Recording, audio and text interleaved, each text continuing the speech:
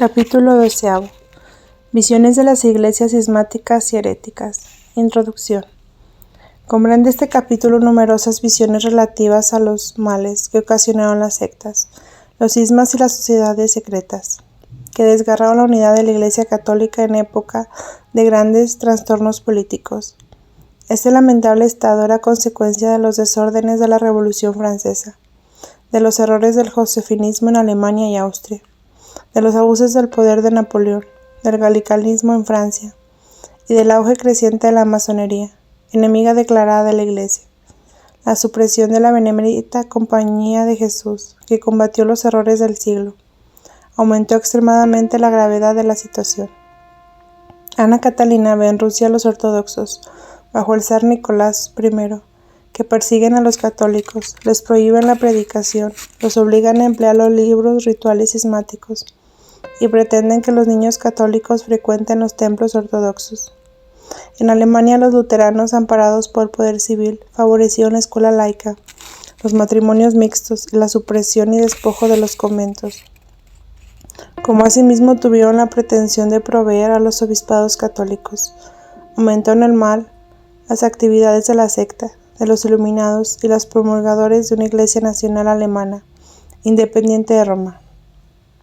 La mansión de bodas a que se refiere la vidente es un lugar simbólico, donde ella contempla el estado de todas las iglesias cristianas, la católica y la disidentes, que forman el cuerpo místico de Cristo. La matrona representa a la iglesia católica y las madres enfermas, a las iglesias cismáticas y heréticas, cuyos hijos, según se muestran en sugestivas figuras, sienten vivos deseos de unirse a la Iglesia Universal. Primero, renovación de la Iglesia, Navidad de 1819. Estuve en la mansión de bodas, la matrona continuaba enferma. A pesar de todo ponía orden, limpiaba y barría en diversos lugares del jardín. He visto que el redil de la mansión de bodas se había convertido en iglesia. Las plantas de nueces que circundaban el establo ya habían secado, desde las raíces y las nueces estaban vacías y resecas. He visto muchos santos, en antiguas vestimentas sacerdotales, que limpiaban la iglesia y quitaban las telarañas. Las puertas estaban abiertas y la iglesia se volvía cada vez más luminosa. Era como cuando los patrones hacen las obras que deberían hacer los siervos. Los que estaban dentro de la mansión de bodas no hacían cosa alguna, y en parte estaban de mala gana ahí. Con todo, había ahora un gran movimiento entre ellos. Parecía como si ordenaba una vez la iglesia. Ellos debían también entrar. Algunos debían ser echados enseguida y bien lejos, mientras la iglesia se volvía cada vez más pura y brillante. He aquí que salió de ella una fuente clara y hermosa que se desparramó por todas partes a través de los muros, con aguas cristalinas, y reavivó todas las cosas separadas por el jardín. Cuando brotó esa fuente, todo se hizo más luminoso y alegre. Arriba he visto también un altar luminoso como espíritu celestial. He visto crecer y agrandarse, como si todo aumentase y floreciese en aquella iglesia. Los muros, el techo, los ornamentos, las formas, todo. En una palabra, los santos seguían su trabajo, y el movimiento en la mansión de bodas era siempre más intenso. 2. El cuerpo místico. Junio de 1820. Me encontré en la iglesia de la mansión de bodas. Había ahí fiesta solemne con la que se acostumbra al principar la cosecha de las mieses. En la iglesia he visto a nuestro Señor Jesucristo como pastor, a los apóstoles y discípulos y a muchos santos, y beatas almas en altos coros, y sobre el pavimento había muchos eclesiásticos y laicos vivientes, entre los cuales he reconocido a varios. Parecía que venían orando e implorando bendiciones sobre la cosecha, y pidiesen obreros para hacerla, y como si Jesús invitara a aquella obra y dijese: la mies es grande y los obreros pocos. Rueguen por tanto al patrón de la mies para que él mande operarios a la cosecha. Y parecía que el Señor enviase a sus discípulos y apóstoles, con las formas eclesiásticas, como lo había hecho cuando vivía entre ellos. Yo también salí a la cosecha, y conmigo también algunos de aquellos sacerdotes y laicos vivientes. Muchos, sin embargo, no quisieron salir y se excusaban y quedaban atrás. En lugar de ellos, he visto adelantarse a muchos santos y beatos. Entonces vi el campo de las mieses junto a la mansión de bodas, y he visto en este campo un cuerpo levantado y dirigido hacia el cielo. Estaba horriblemente mutilado. Ciertas partes de las manos y de los pies estaban cortadas, y otros lugares se veían anchas heridas y aberturas. Algunas de estas heridas eran recientes y sangraban aún. Otras estaban rellenadas de carne mal crecida y pútrida. Otras como cicatrizadas y osificadas. Un lado entero del cuerpo parecía negro y gangrenoso, como consumido. Mi guía me indicó que aquel cuerpo era el de la iglesia, y también el de todos los hombres, y al señalarme toda herida y toda mutilación, me indicó cómo estaban en dirección a todas las partes del mundo. Y yo he visto de una mirada pueblos y hombres separados, y aún más a remota distancia, estaban delante de mí, con sus usos y costumbres. Sentí los dolores de la separación de sus miembros, como si fuesen cortados de mi propio cuerpo. ¿No acaso de su miembro suspirar por unirse con el otro, y dolerse y afanarse para que sane, y se una nuevamente con el cuerpo? ¿No debe acaso un miembro sufrir dolores para que otro sane? Me dijo mi guía que los más próximos y más dolorosamente divididos son aquellos a quienes se les ha quitado el corazón de su seno. Yo pensé en mi simpleza, entre los parientes y consanguíneos, y dirigía mi pensamiento hacia mi hermana. Pero me fue dicho, ¿quiénes son mis hermanos? Aquellos que observan los mandamientos de mi Padre son mis hermanos.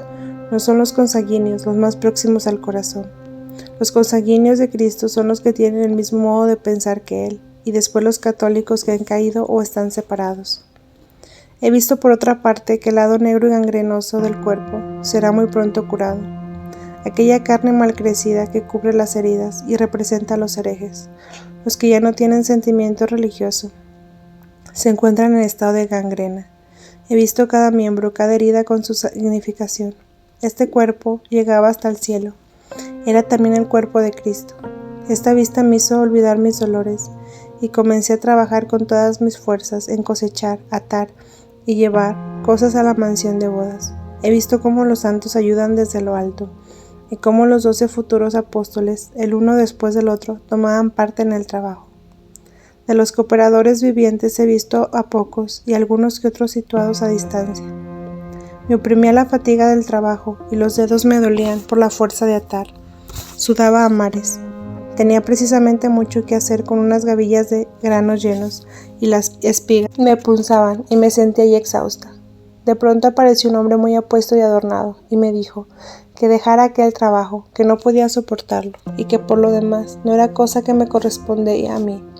Al principio no lo reconocí, pero como empezó a cortejarme y a prometerme días felices si me iba con él, comprendí que era el diablo y lo despaché con cajas destempladas y se esfumó. He visto todo este campo de mieses circundado de una vid demasiado grande, y he visto a los 9 apóstoles trabajar ahí con mucha voluntad e invitar también a otros. Al principio estaban lejos los unos de los otros. Al terminarse la cosecha hubo una gran fiesta de acción de gracias, celebrada por todos aquellos que habían formado parte en el trabajo. 3. Ve la distribución de los frutos de la cosecha. Estoy aún rendida del trabajo y todos los miembros me duelen por la fatiga. En los campos de la mansión de bodas entré en una cabaña espaciosa y vacía, y encontré adentro en un ángulo a ciertas pobres gentes. Estas personas padecían hambre, y yo pensaba cómo podía ayudarlas, pero acudían siempre más personas de alto rango y humildes, de cerca y de lejos, conocidas y desconocidas, eclesiásticos y seglares de toda edad y condición, y todos querían ser ayudados. Mi guía me dijo que yo podía proveer a todos provisiones, si estaba dispuesta a trabajar con diligencia. Como me mostré pronta y dispuesta, me condujo sobre una llanura, junto a un gran campo de cebada y trigo. Aquella gente me siguió y se sació con los granos, pero yo les ordené luego para cosechar, para atar y transportar, y tuve que dirigirlas y tener cuidado de todo el trabajo. Aquellos de más alta condición tuvieron solo el cuidado de vigilancia, pero la mayor parte de esa gente era perezosa y poco hábil. Sus haces no se mantenían unidos. Yo debía poner siempre a uno en medio y en él apoyaban los demás. La cosecha fue llevada a la choza. Allí era trillada y colocada y separada en una cantidad de recipientes. En la parte superior del granero había una gran parte de la cosecha y esta fue del Papa. Una parte la obtuvo un piadosísimo obispo, desconocido para mí, y otra parte la obtuvo el vicario general, con nuestros vecinos. He visto entonces las comunidades. Aquí y allá sacerdotes de nuestra vecindad recibir sus porciones. Algunos obtuvieron mucho, otros poco. Los buenos obtuvieron más, los mejores más trigo que cebada. Los malos no obtuvieron nada. Poquísimo de aquella cosecha llegó hasta aquí. Muchísimo obtuvo el párroco de H. El confesor obtuvo un cuarto de fanega. Lo restante lo obtuvieron aquellos que lo habían deseado. A veces obtenía parte un simple vicario y párroco. No obtenía nada. Mi trabajo guiaba hacia las partes. Estaba tan fatigada de este trabajo que aún no he podido restablecerme. 4. Comunidad de herejes y cismáticos. Encontró la casa las banderitas donde la gente entra y sale con los libros. Aquí no se ve altar alguno, y por eso presenta muy mala figura. Fui conducido por el medio y era como si pasase por un camino público. Los bancos y los asientos están dispersos de un lado a otro, y en parte fueron robados. El techo está caído y a través de las vigas se ve el azul del cielo. Entonces he visto 2 madres cubiertas de tumores, cada una teniendo 2 hijos de la mano, vagando de un lado a otro como perdidas. La tercera, la más mísera de ellas, estaba mucho más atrás, junto a ese templo en ruinas, con un niño pequeño. No podía moverse de aquel lugar.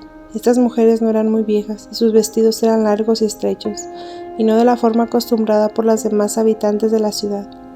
Parecía que estuviesen solo envueltas en esas ropas para ocultar sus llagas y tumores. Reconocí que no eran los hijos los que tomaban vigor de ellas, sino ellas las que recibían un tanto las fuerzas de sus hijos. Estas madres no valían gran cosa, pero aquellos inocentes niños no eran culpables de tantas calamidades. La una vacilaba caminando detrás de la otra.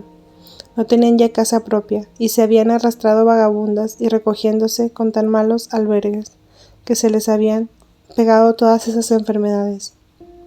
Las he visto más tarde de noche.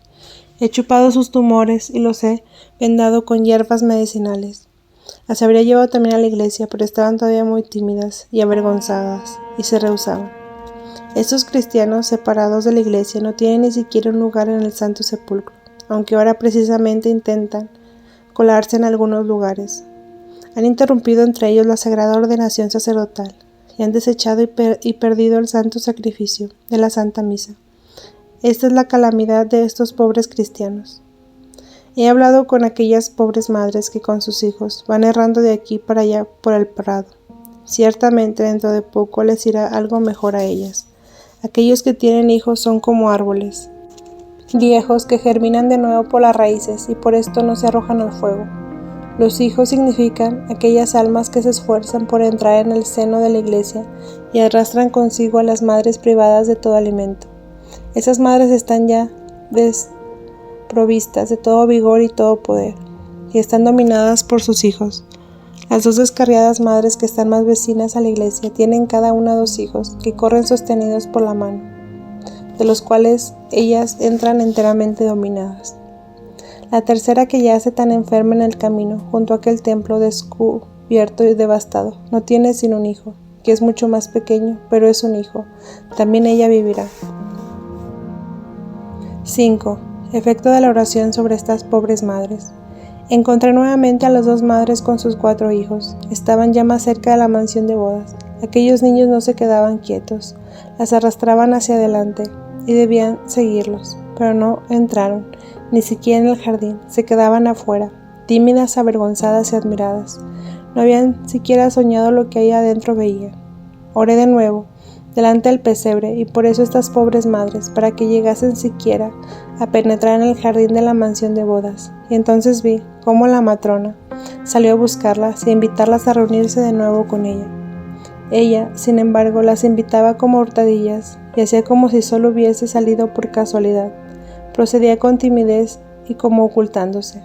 Esto me llenó de inquietud, tanto que cuando vi que ella se dirigía primero al pastor separado, yo temía que no tuviese consigo su vaso, y así no tuviese fuerza alguna, de modo que el pastor se pudiera apoderar de ella, no dejándola volver al jardín de la mansión de bodas. Yo hubiera deseado que se dirigiese primero a las madres de aquellas criaturas. Le fui al encuentro y hablé mucho con ella, pero me alegré que tuviese consigo el vaso.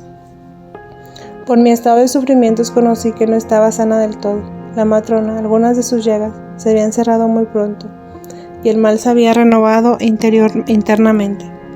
He visto por esto, estaba impedida para hacer bien su oficio, de invitar a aquellas madres, y aquel proceder furtivo y su timidez eran consecuencias. No anduvo francamente en nombre del Señor. Hablé mucho con ella. No estaba llena de amor de Dios, porque habló tanto de sus derechos y de sus posiciones, que le prestaban poca fe cuando hablaba de amor. Me habló de todos sus derechos y gracias. Cuando le pregunté qué llevaba en aquel vasito, me respondió que era un secreto, una cosa santa. No sabía propiamente qué cosa era, y no lo usaba, sino que lo había cerrado consigo. Estaba de mal humor porque no la había sanado del todo y curado. La conduje pasando cerca al pastor, hacia aquellas madres que venían hacia ella arrastradas por los hijos. Habló con ellas al principio se mantenían reservadas. Las invitó a reunirse y a reconciliarse con ella, y al entrar en el jardín de la mansión de bodas. Los hijos lo deseaban de buena voluntad. Las madres querían primero hablar con aquel pastor, y entonces todos juntos fueron hacia allá. La anciana matrona habló con él, y yo estaba inquieta, porque no estando aún perfectamente sanada, la matrona temía se condujese con mal humor y con poca habilidad y destreza. Y esto aconteció en parte puesto que él dijo que lo tenía todo, y que todo le pertenecía, fuerza y gracia, bienes y derechos y cosas semejantes. Aquel pastor del sombrero de 3 puntas no se conmovió mucho, ni estaba bien dispuesto y dijo: ¿qué tienes tú en aquel vasito que llevas contigo? Y ella respondió que era un misterio. Y bien se veía que también era un misterio para ella. El pastor se puso de mal humor ante esta respuesta y dijo: si tú vienes de nuevo con tu misterio, no te quiero oír hablar. Por causa de esto, tu tráfico de misterios nos hemos separado. Lo que no se puede declarar públicamente y mostrar a plena luz a los ojos de los hombres no tiene valor alguno. Así se separaron. Las dos madres no quisieron entonces irse con la matrona, que se volvió conmigo a la mansión de bodas. Pero los hijos de esas madres no se dejaron retener y corrieron detrás de nosotras. Tenían y sentían especial inclinación hacia nuestra matrona, y entraron en ella en el jardín. Ahí miraron y examinaron todas las cosas, pero no estaban todavía preparados para permanecer ahí. Corrieron de nuevo hacia las madres para contarles todo lo visto. Estaban por otra parte muy conmovidos. La matrona es la imagen de la Iglesia Católica y las madres desfiguradas y enfermas de las iglesias cismáticas. 6. La conversión de los cismáticos, noviembre de 1820. En mis dolores invoqué a la Madre de Dios para que me ayudase a fin de que todos los corazones que estaban próximos a la verdad, al fin se convenciesen y volviesen a la iglesia. Ella vino en mí en la mansión de bodas y me enseñó cómo debía cocinar para 220 huéspedes. Yo debía recoger múltiples hierbas y frutos del jardín de la mansión de bodas, en la cual había caído un rocío de los jardines celestiales. Mi trabajo era semejante al que tiene un hombre en una droguería. Debía preparar y cocer variadas mezclas, según las diferentes enfermedades y faltas de las almas. Era muy diferente de lo que es cocinar ordinariamente. Todas las cosas tenían que ser consumidas en el fuego de la caridad. Todo lo que tenían era terrenal. Luego, con una fatigosa actividad, debía obtenerse una mezcla y una compenetración perfecta de las más variadas sustancias y esencias. María me explicó lo que yo hacía y me indicó el significado y el fin de los varios condimentos que debía emplear en las comidas, según las circunstancias de uno y otro huésped. Todos estos trabajos simbólicos de visión se cambiaban en dolorosos sufrimientos y múltiples penas en mi naturaleza terrena. He visto por mi trabajo de cocina que se consumían las durezas y resistencias en ciertas naturalezas de hombres, y según los defectos de los diversos ánimos resultaba más o menos difícil mi obra. Finalmente los he visto a todos entrar en la mansión de bodas, donde cada uno tuvo su comida. Los he visto en las comarcas más variadas, acercándose con los hijos de Dios al banquete del Señor. 7. Conversión de una antigua secta. Viajé hacia Belén y recorrí aquel camino con muchas dificultades, pero velozmente. En la proximidad de la mansión de bodas encontré una mujer viejísima que estaba en el camino. Me pareció tan vieja como si fuese contemporánea del nacimiento del Señor. Estaba tan apretadamente vestida de pies a cabeza, con un vestido negro, que apenas podía caminar. Me pidió ayuda. La recibió en vestidos y limosnas. Me escondió alguna cosa que yo presentía y a la cual me sentía también atraída. Era un niño muy pequeño puesto bajo su manto y que no quería mostrar, como si se avergonzase o temiese que yo se lo pudiese quitar. Parecía que no tenía otra cosa que el niño y que solo vivía por él. Lo tenía de tal manera oculto como si lo hubiese robado. Pero tuvo que mostrármelo. Era una miseria. Ver cómo aquel niño estaba tan estrecha y malamente fajado. No podía siquiera moverse. Yo le aflojé las fajas que lo aprisionaban y lo hacían tan miserable y doliente. Lo purifiqué, lo sané un tanto y lo quise retener conmigo, pero aquella vieja no quiso de ningún modo dejármelo. Pensaba yo, si este niño estuviese libre, en la mansión de bodas crecería y se desarrollaría muy pronto. Parecía que el niño me quería tanto, con sus manitas, que me aferraba. Pensé también que si tuviese a la vieja en el jardín me podía ayudar a arrancar los cardos. Le dije que pronto estaría de vuelta y si veía yo que había tratado al niño de modo más razonable, obtendría de mí mayores socorros. Era algún tanto su modo de ser como aquel obstinado viejo de la cruz. Me prometió que haría todo según mi deseo. Esta gente decaída es muy orgullosa por su origen y por la continuación de usos primitivos de la primera iglesia. Por eso está tan estrechamente arropada y permanece tan solitaria, reunida aquí y allá en pequeños grupos. No tiene en verdad mala intención, pero llegó a ser un modo espantoso, ignorante y obstinado. Así sucede cuando la mujer se separa del marido y quiere predicar. Ella se va segregada por los montes, faja tan estrechamente a su hijo y lo esconde, para que no se haga distinto de ella y conserve la entera inocencia de la niñez y del origen, como también ella. La vieja tan fajada cree que ha conservado su entera inocencia, pero en verdad esta pobre vieja no tiene otra cosa que su mísera obstinación, endurecida, y camina vacilante de un lado a otro en el desierto. Yo la puse ante los ojos, con toda compasión del corazón y con toda caridad, su perversidad, su pobreza, su obstinación hasta morir de hambre, todo su orgullo y su miseria. Lo hice repetidamente y le supliqué tuviera compasión de sí misma y se apresurase a salir al aislamiento razonable y corriese hacia la fuente de la vida, hacia los santos sacramentos de la iglesia. Pero estaba obstinada y dura y me respondía bruscamente con sus palabras. Decía que los católicos no practicaban lo que enseñaban. Yo le respondí que era absurdo y perverso apartarse de las enseñanzas de la verdad y rechazarlas por causas del mal proceder de algunos, tanto como el rechazo la virtud, porque existen algunos viciosos. Ella no sabía qué contestar, pero permaneció obstinada. Esta pobre mujer fue echada de la iglesia del Santo Sepulcro. No tiene lugar ni asilo, pero allá arriba en la iglesia celestial y espiritual, que yo veo sobre la gruta del pesebre de Belén, se reza y se ora en su favor, y es festejada. En esto está su felicidad. Es un hilo delgado de la vida, del cual le viene algún alivio. La espero. Ella está por entrar en sí misma. 8. Entre los miembros de una secta oriental. Entre la gente con la cual tuve que tratar durante mi viaje a la mansión de bodas, había más mujeres que hombres, lo que me ha maravillado.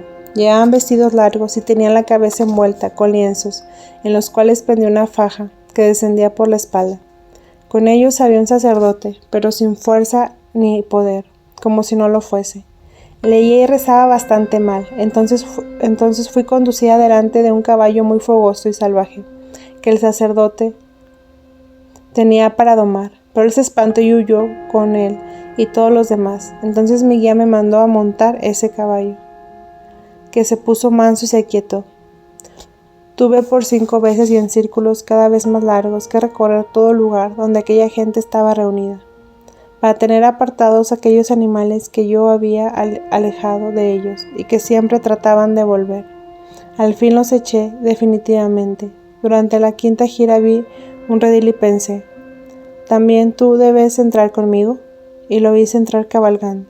Entonces volví con caballo hacia el sacerdote. No tenía silla, pero sí riendas y freno, y se había vuelto bueno y manso. 9. Con una antigua secta cristiana. 4 de octubre de 1821. Tuve que hacer un viaje sumamente penoso.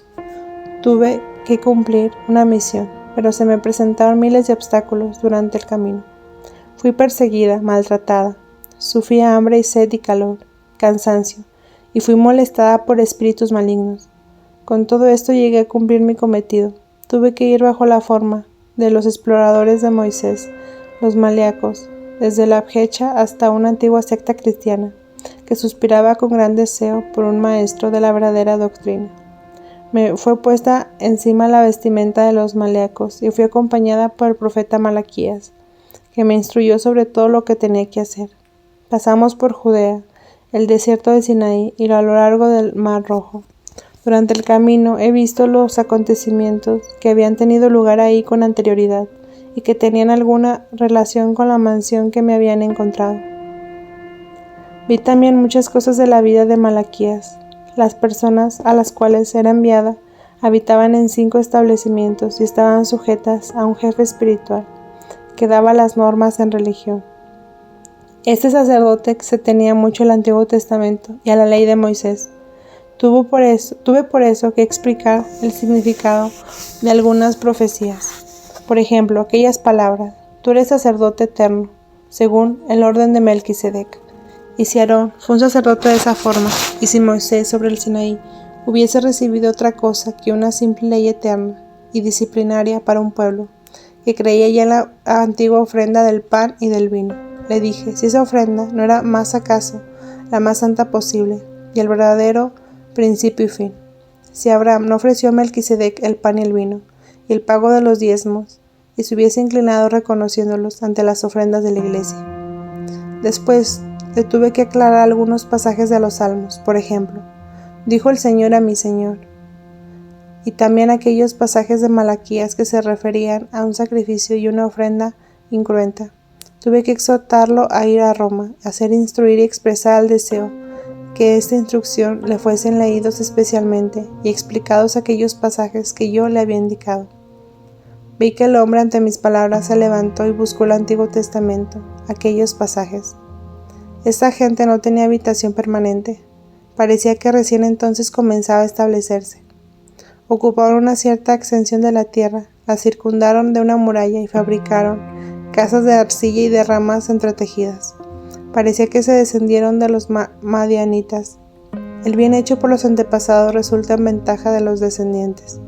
Quien obra el mal interrumpe esta bendición. Quien obra el bien y triunfa del mal en sí mismo, prolonga también la fuente de las bendiciones. 10. Describe el cisma griego. En el camino desde Belén a la mansión de bodas, encontré un hombre de cabellos grises viejo, de noble aspecto, pero muy enfermo y herido. También le había perdido o tirado algo que no le pertenecía a él, sino más bien a su familia, y que debía buscar nuevamente. Esto estaba muy cerca de él, y nada sabía de ello. Me pareció que él pertenece también a la matrona, que envuelta en un manto estaba muy cerca del jardín de la mansión de bodas. Este hombre parecía que no quería ir a donde estaba ella, y estaba menos dispuesta que ella a una reunión. Tenía siempre cerca de él una antigua cruz larga de un codo, de leño negro y de la forma de una Y. Pensé que esta cruz debía haber sido muy usada, pues estaba muy consumida y lisa por el uso. Él daba tanta importancia a la posesión de esta cruz que causaba maravilla. A ti, querido viejo, ¿de qué te puedo servir esta cruz de madera, si te olvidas de tu Redentor? Él está tan rígido y obstinado y lleno de sí mismo, que no puede ser removido del lugar donde se ha plantado, y por sí mismo no puede dar un paso más allá. Se ha separado desde hace tiempo de la matrona, no quiere adaptarse y acomodarse con ella, y ella no puede concederle todo lo que pretende. Temo que de este vendrá todavía una gran miseria en el mundo. Con todo, algo he curado en aquel viejo perverso. Más tarde, Ana Catalina añadió las siguientes palabras, contestando algunas observaciones del peregrino. Aquel viejo extravagante y obstinado con su cruz no tiene hijo alguno. Él no quiere dar importancia alguna a esto. Al fin, no llegará a entrar en la casa. Ciertamente empezará a ocasionar de nuevo muchos males y graves acontecimientos. También aquella matrona, con las cosas santas en el vasito, no tiene ningún hijo. Ella es la iglesia misma, en forma que representa cómo ella está enferma en muchos de sus miembros, y cómo es maltratada y desconocida por muchos de sus hijos. Ahora está de nuevo en el jardín. 11. encuentra en su viaje a Belén nuevas sectas. Viajé luego por tierra prometida y tuve que pasar sobre el mar. De pronto vi una navecilla en medio de una tempestad, llena de hombres malos que bramaban y pensé, esos tienen una nave y están en peligro, y yo, ¿cómo haré para pasar sobre estas aguas? Apenas tuve esta duda, caí al agua y me aconteció como a Pedro cuando dudó. Pero mi guía, aferrándome por el brazo, me transportó a tierra y me reaprovechó mi duda. En la proximidad de Belén vi la mansión de bodas y quise pasar delante, pero fui conducida adentro. La recorrí en toda su extensión. Había mucha gente extraña, hombres y mujeres, un joven de aspecto agradable, con uniforme azul. Parecía que mandaba ahí. Además de ellos había una mujer gruesa, ambiciosa, que se metía en todo con audacia y con aire de superioridad. Quería hacerlo todo y saberlo todo mejor que los otros. Los eclesiásticos habían sido como echados de la casa. La estancia donde estaban los vestidos nupciales estaba cerrada. Con todo esto pude entrar. Los muros estaban llenos de telarañas, pero todas las vestiduras estaban ahí, y en buen estado de conservación. Encontré 20 velas preparadas en los candelabros, y 4 aún no preparadas, como también 20 sacos llenos y 4 todavía vacíos. Mientras daba vueltas por la casa, aquel joven me seguía, por todas partes, y se maravillaba de cuanto yo decía o hacía. Me mostró un hoyo donde él y todas las personas habían metido, con gran fatiga, todas las bestias impuras, como sapos, escuerzos, culebras, y quería impedirme levantar la tapa, diciéndome que correría peligro. Pero yo le respondí que con esto no me dañaría, y que ya otras veces había limpiado. Miré aquellas feas bestias y volví a cerrar la tapa. Me dijo que las personas no eran capaces de echar animales inmundos. Yo le respondí que nuestros sacerdotes lo podían, y que él debía reflexionar qué prueba era esta de su fuerza y poder. Encontré también un paquete contenido, escrito, sellado, y el joven me dijo nuevamente que su gente era incapaz de desatar y romper estos sellos. Entonces le hice observar tal impotencia de su gente. Añadí que si era cierta esa grave falta de poder de su gente, era muy injusto por su parte arrastrarse por la casa de aquella mujer gruesa, terca y ambiciosa. Esta mujer se puso muy furiosa contra mí y expresó su indignación, porque aquel joven que se entretuviese conmigo tanto tiempo. Había por largo tiempo disputado conmigo, burlándose de las esposas que ella llamaba damitas, a propósito de la matrona del vasito y otras cosas parecidas. Después, temiendo que al joven que mandaba en la casa podía echarle de ahí, comenzó a hacérsela importante, para dar a entender que era necesaria su presencia, con toda clase de manejos. Recogió los vestidos de todos los que estaban en la casa y comenzó un lavado general. El recipiente de ropa se le caía de un lado a otro y ella no pudo llevar a término su trabajo. Con todo lo húmedo sucio debió ser de nuevo separado y extendido. Entonces comenzó a fabricar el pan, pero también esto le salió mal y no dio resultado. Luego quiso cocinar, encendió un gran fuego, suspendió una gran olla y se plantó delante con toda su gordura, diciendo que ninguno tenía que acercarse a la olla. Mientras tanto, barbotaba continuamente charlas, repitiendo cosas del Papa y del Anticristo. De pronto he aquí que se precipita el gancho, la cadena, la olla y la misma chimenea sobre el lugar como un fracaso enorme, echando tizones y carbones por todas partes, con tal confusión que la mujer y todos los que estaban ahí escaparon de la casa. Fuera de aquel joven que dijo querer entrar en el jardín de la mansión de bodas. Este joven significa el nuevo modo de pensar de los protestantes sobre la iglesia. Su uniforme es vestido seglar, sumando en la mansión de bodas la presión del poder secular en la iglesia de nuestro país y aquella mujer desvergonzada, la antigua levadura luterana. 12. Es una estancia de la mansión de bodas. Estuve en la casa de la mansión de bodas y barrí la estancia del austero superior. Barrí hacia afuera la paja, fragmentos y ramitas parecidas a las que quedan después de haber encendido la estufa, y también un espeso humo negro. Había un hoyo peligroso sobre cuyo borde debía permanecer con gran atención, y eché dentro todas las escorias. La vieja mujer luterana, que se había metido en un ángulo de la casa, se incomodó mucho, viéndome ahí, y comenzó a murmurar contra mí. Me arrojó inmundicias por hacerme enojar, y como barriendo llegué a donde ella se encontraba, me gritó diciéndome que yo no tenía que barrer en su lugar, que esto lo hacía ella misma. Yo le respondí que en este caso no debía echar hacia mi lado aquellas inmundicias. La hija de ella estaba siempre ocupada en adornarse y en verse bien, para esconder su fealdad y fascinar a los demás y atraerlos. No tenía ningún recato. Esta fatal joven audaz estaba en medio de los eclesiásticos. El severo superior vigilaba ahora con mayor cuidado sus manejos, y con todo empeño se oponía, y trabajaba para desbaratar sus planes. Barrí también la estancia muy inmunda del deán, como la tenía en casa cuando llegó a habitarla. Él se mostraba avergonzado. El maestro de la escuela tenía otra esposa que quería empujar entre los protestantes. Vi también que el severo superior hubiera querido tenerme siempre en Darfel. He visto un cuadro del miserable estado en el que se había encontrado, pero me vi sobre un lecho de exposición. He visto cómo la monja Sondgen hubiera deseado representar un gran papel cuando yo me hubiere trasladado a Darfel. 13. Ve los malos de la secta de los moravos. He visto también el lugar donde habitan los hermanos moravos. Esta gente de ahí circunspecta y obra a escondidas, poco a poco, como quien no quiere despertar del sueño a otros. Todo ahí es tan gentil, tan limpio y silencioso. La gente de esta secta tiene apariencia de ser piadosa con todo. Me fue mostrado que es internamente más perdida y muerta con los pobres indios, por los cuales yo debo orar ahora. Donde no hay lucha, no hay tampoco victoria. Ellos se acomodan a todo fácilmente a la larga, y así son espiritualmente pobrecísimos. Y a pesar de todos sus bellos modos de decir y todas las apariencias externas, sus cosas están en pésimas condiciones. He visto todo esto en la mansión de bodas, bajo la imagen de dos enfermas, y yo debía reconocer la diferencia de sus almas. Esto es en su interior delante de Dios. He visto a la comunidad de los hermanos moravos como una enferma que pretende parecer que no lo está, y trata de esconder sus malos internos y sus vergüenzas. Aparecía muy piadosa y complaciente y escondía cuanto podía sus maldades.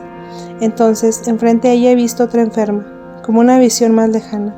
Estaba cubierta de llagas y tumores, pero estos resplandecían, semejando objetos cubiertos de perlas.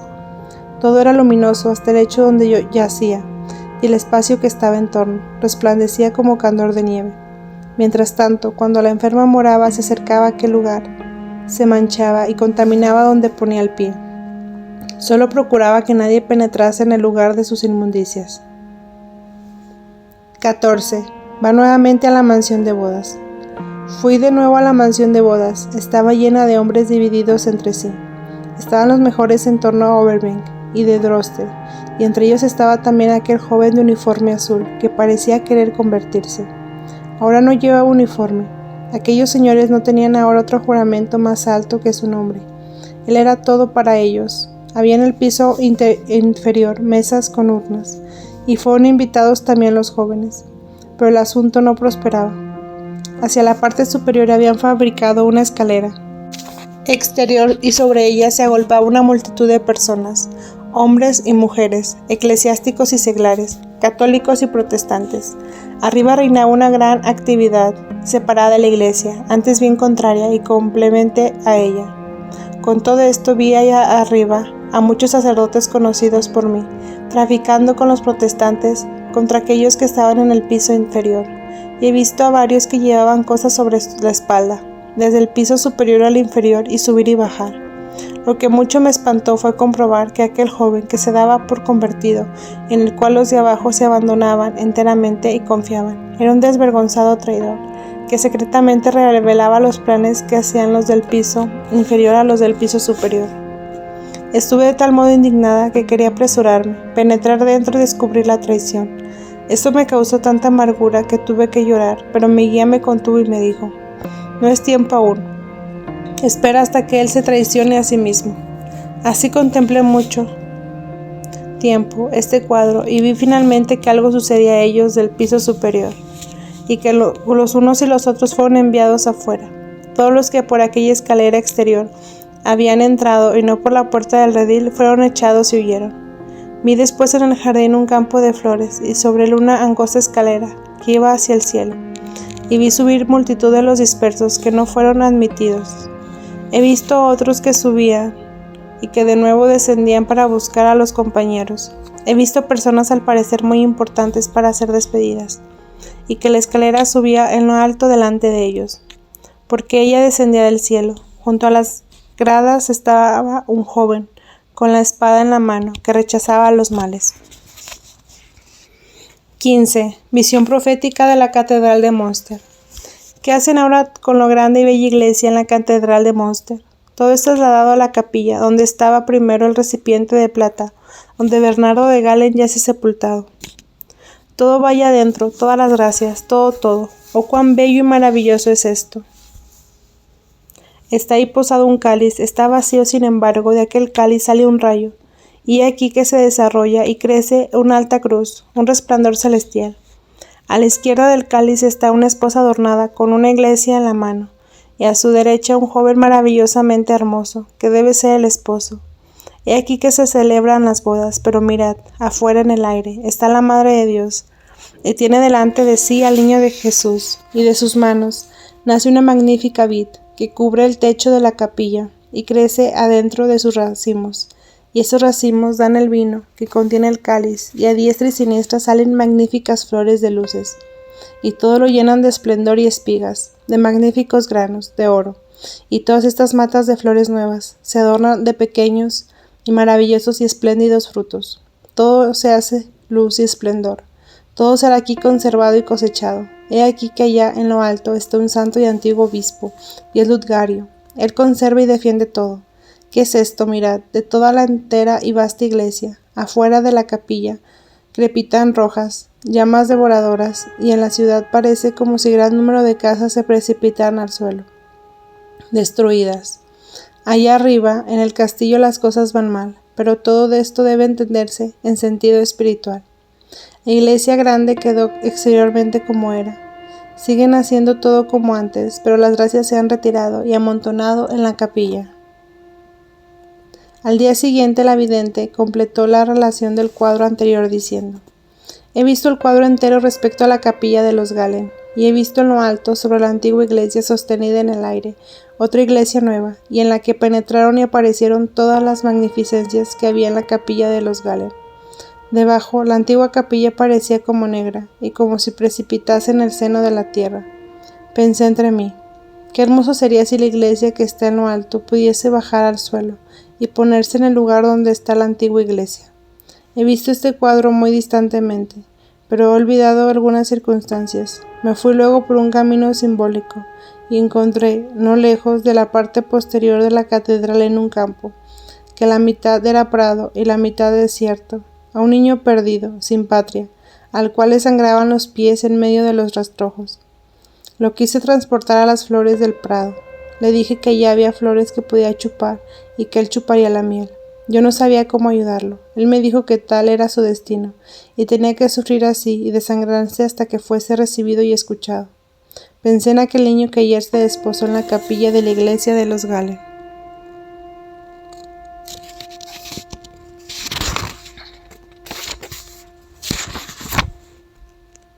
XVI.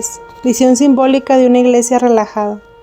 He visto horribles miserias y cómo en aquella iglesia se jugaba, se bebía, se cortejaba, se charlaba, en una palabra, se cometían todas las abominaciones. Parecía como si en medio de ella se hubiese establecido un juego de bolos. Los eclesiásticos dejaban de obrar y celebraban la Santa Misa muy profanamente. He visto también a judíos en la puerta de la iglesia. Yo tenía gran turbación. De pronto mi esposo me ató con una cuerda semejante a aquella con la cual él mismo había sido atado a la columna, y dijo: así está la iglesia, será atada tan estrechamente hasta que pueda alzarse de nuevo y resurgir. 17. 5 obispados de la provincia de Rin Superior. Marzo de 1820. Llegué en mi viaje a Francfort y vi un gran palacio no lejos de la iglesia. Allí estaban reunidos los miembros de una sociedad para discutir cosas pésimas. Adentro había visto algunos eclesiásticos. Debajo de los asientos estaban los diablos. En otro viaje volví de nuevo a aquel gran palacio. Delante de la puerta yacía Satanás, bajo la forma de un perro negro, con ojos colorados, y parecía dormir. Lo toqué con el pie y le dije: vamos, Satanás, ¿por qué estás durmiendo? Él me respondió: aquí puedo dormir tranquilo. Los que están dentro hacen mi oficio. He visto también un cuadro simbólico de este nuevo género de arquitectura eclesiástica. Me encontré en un barco todo perforado y me eché sobre el puente, único espacio angosto que quedaba entero. La gente estaba sentada sobre el borde extremo de los lados del barco. Yo siempre rezaba para que aquellos hombres no cayesen en lo profundo, pero ellos me maltrataban y me tiraban puntapiés. Yo veía inminente el hundimiento del barco y me sentía morir de pena. Finalmente tuvieron que dejarme en tierra, donde mis amigos me esperaban, y me llevaron a otro lugar. Seguí siempre rezando para que aquellos infelices escapasen de tan grave peligro. Apenas estuve en tierra, el barco se hundió, y ni uno de los que estaban sobre él volvió a salir, por lo que quedé muy contristada. En el lugar donde llegué había abundancia de frutas. Mientras estaban reunidos para discutir proyectos contrarios a la Iglesia Católica en Frankfurt, Ana Catalina combate contra ellos con dolores y oraciones.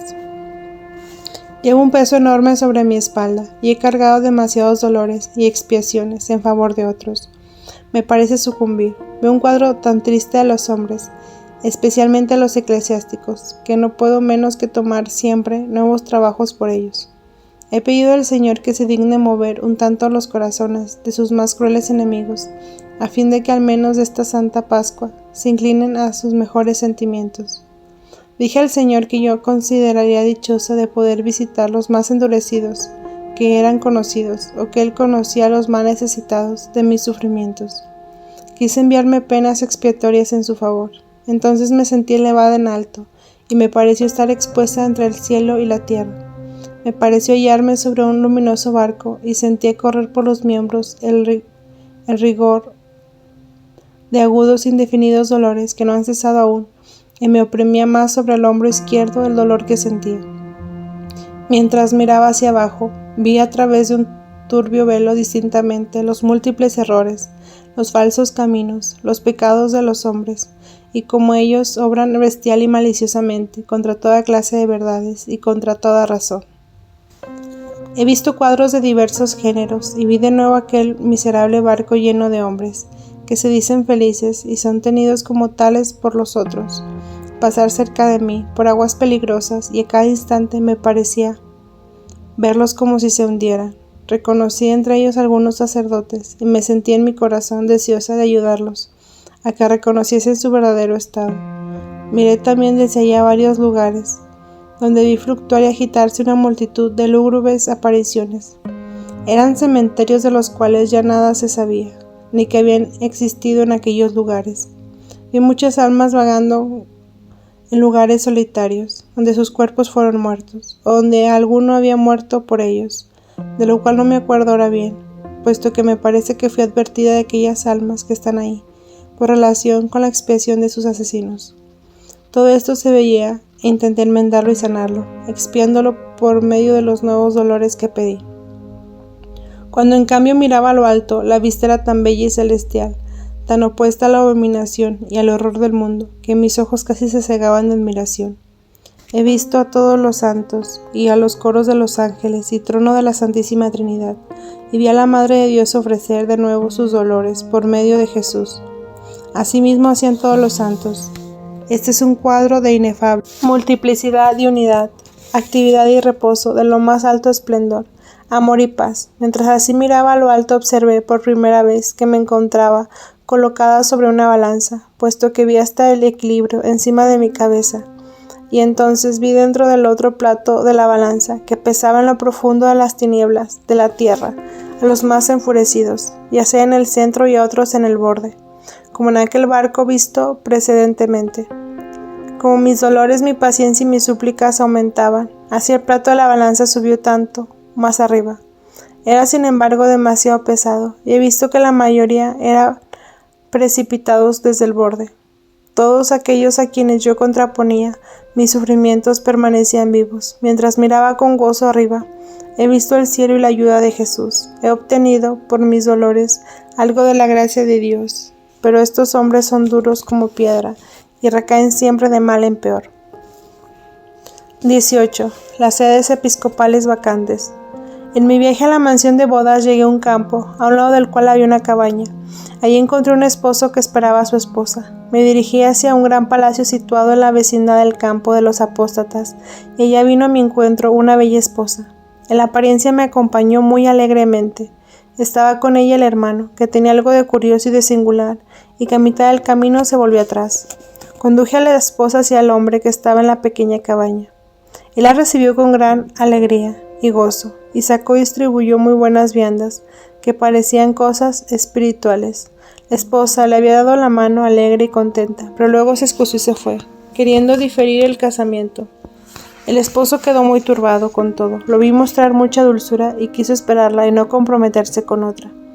Me condolí tanto del esposo que le di dinero que llevaba conmigo. Él lo aceptó. Sentí que era el esposo celestial y que la esposa era su grey. El dinero que yo le diera a la oración y mi trabajo espiritual con los cuales le había recomendado a la esposa.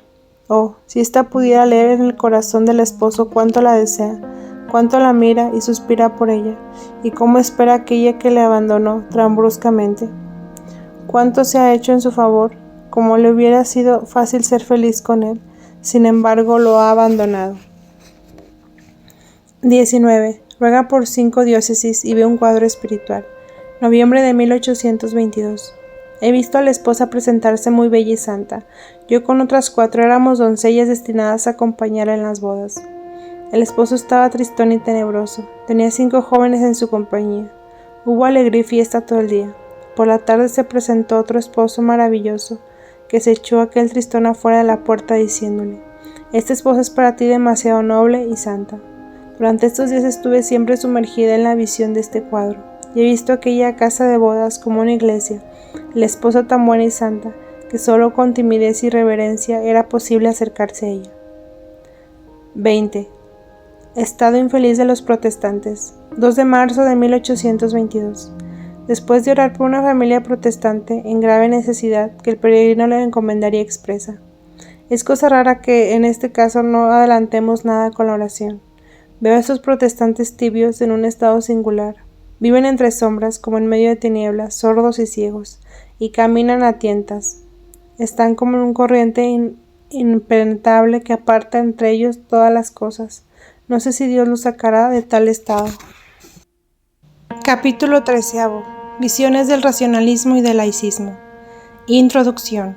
En una serie de cuadros simbólicos se le representan a la vidente los peligros de las doctrinas modernistas, contrarias a la tradición católica, que pretenden imponerse en la sociedad, entre ellas el racionalismo y el laicismo, de todo lo cual habrían de sobrevenir perjuicios para la cristiandad. El racionalismo aparece bajo la figura de un niño erudito, innovador, con barniz de sabiduría, que gana adeptos por medio de una artificiosa simpatía, aún entre los círculos católicos, y el laicismo como una meretriz cargada de baratijas, la cual en definitiva parece desastrosamente. La vana ciencia del mundo está demostrada en un escenario novedoso, por lo cual y convincente, prevé finalmente las desgracias que acarrearán los matrimonios mixtos. 1.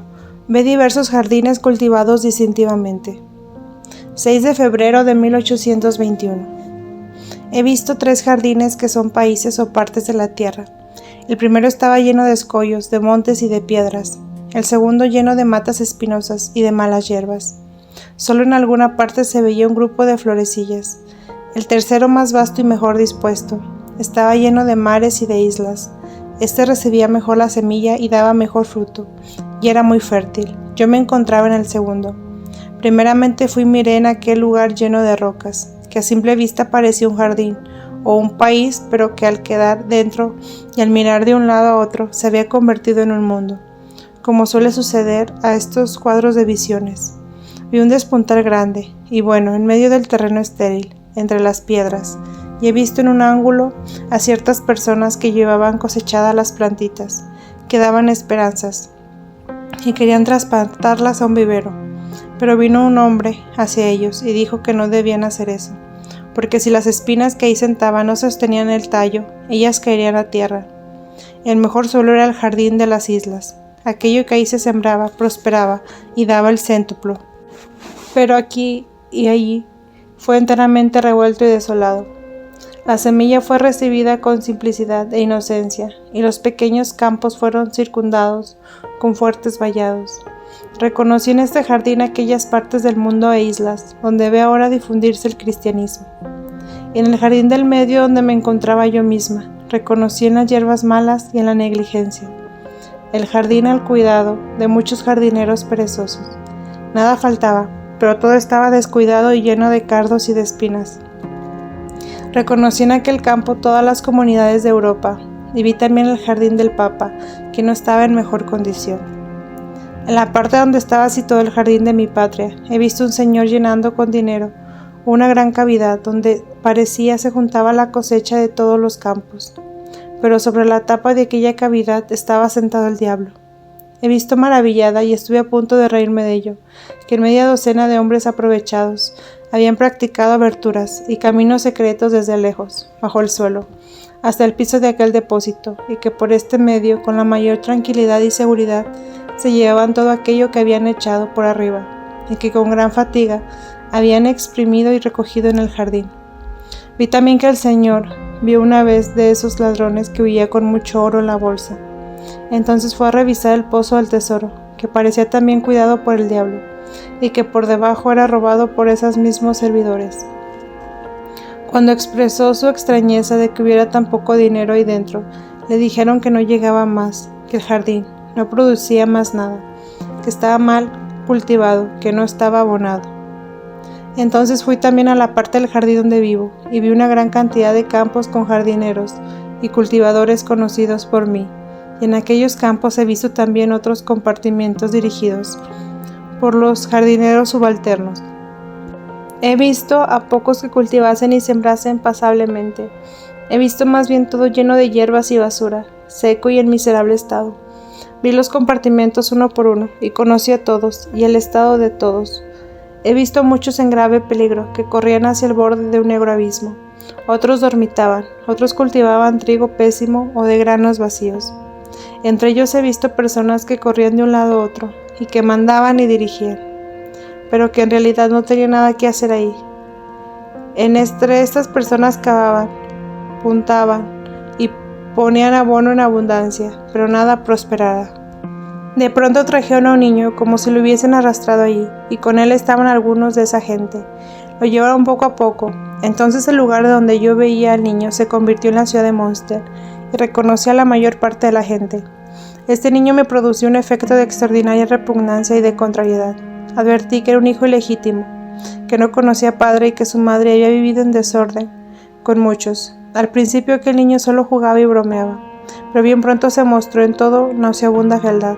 Apareció viejo, pálido y enfermo, manchado de viruela, y por todo esto era desfachatado, lisonjero, despectivo, orgulloso, y no iba a la iglesia. Sonreía desdeñosamente a todo y se arrastraba detrás de muchos libros y escritos. Aquellos señores eclesiásticos se lo mandaban uno al otro, y él hacía querer a todos con halagos y salamarías. Vi con gran maravilla que ciertos eclesiásticos franceses, de mi conocimiento, se dejaban también ganar. Pocos he visto contrarios a él, porque sabía que todos los medios a arreglárselas. Lo sabía todo y hablaba todas las lenguas. Lo vi especialmente acercarse a los maestros de la escuela. En cuanto a las maestras, las despreciaba. Evitó de todas maneras encontrarse conmigo. Tuve gran miedo porque ocasionó muchos males. Donde él se encontraba, el cultivo del jardín se volvía peor, y crecían pésimas y frondosas plantas que no daban ningún fruto. He visto que el piadoso maestro de escuela, Overbeck, se alejó completamente de él y no quiso tener nada con él. El austero superior Drostre lo dejó ir por el camino. Otro, en cambio, con mucho interés se entretuvo con él. El deán tomó luego a aquel niño y lo trató con especial cariño. Antes bien lo retuvo y quiso que durmiese en su propia casa. Aquel niño me tuvo angustiada todo el día. Lo había traído poco a poco y se había metido en todas partes y tenía todo el aspecto de una verdadera peste. Lo tengo aún ante los ojos con aquellos sus viejos y temerarios modales, nada infantiles. Sé que representa el nuevo sistema, el racionalismo, de instrucción que está por introducirse. Me parecía que me encontraba entre las manos de enemigos enmascarados que ocultamente me arrastraban con ellos. Me habían llevado para afuera. Yo me abandoné en las manos de Dios. De pronto vino a mí una paloma que comenzó de tal un rumor de lamentos y llamó a tantos pájaros que los enemigos me volvieron de nuevo a mi casa. Parecía como si naciese un tumulto por eso. Reconocí que estas aves eran mis antiguos amigos, una alondra que mi confesor había echado para mortificarme, una paloma que yo había alimentado desde la ventana, mientras estaba en el convento, los pinzones y pechos rojos que se pasaban sobre mi cabeza y sobre mis hombros cuando atravesaban el patio del convento o iba al jardín. 2. Desarrollo y muerte del laicismo. Estuve en la mansión de bodas y vi llegar en muchos coches un cortejo nupcial y excesentismo y ruidoso. La esposa que tenía junto a sí muchos hombres y mujeres. Era una gran desfachatada persona, adornada como una meretriz. Llevaba en la cabeza una corona y sobre el pecho muchas joyas, 3 cadenas y broches similar, de los cuales pendían gran cantidad de instrumentos y figuras, como cangrejos, ranas, sapos, grillos y pequeños cuernos, aros y cosas semejantes. Su vestido era color escarlata. Sobre su espalda se movía un joven, de derecha a izquierda, hablándole al oído como si fuese un genio inspirador. La mujer entró con todo séquito, con mucho bagallaje y con gran pompa, en la mansión de bodas, y sacó a cuantos estaban ahí dentro. Aquellos viejos y señores y los eclesiásticos tuvieron apenas el tiempo de coger sus libros escritos con presteza. Todos tuvieron que salir, muchos con horror y desprecio, otros con sentimiento de simpatía por aquella meretriz.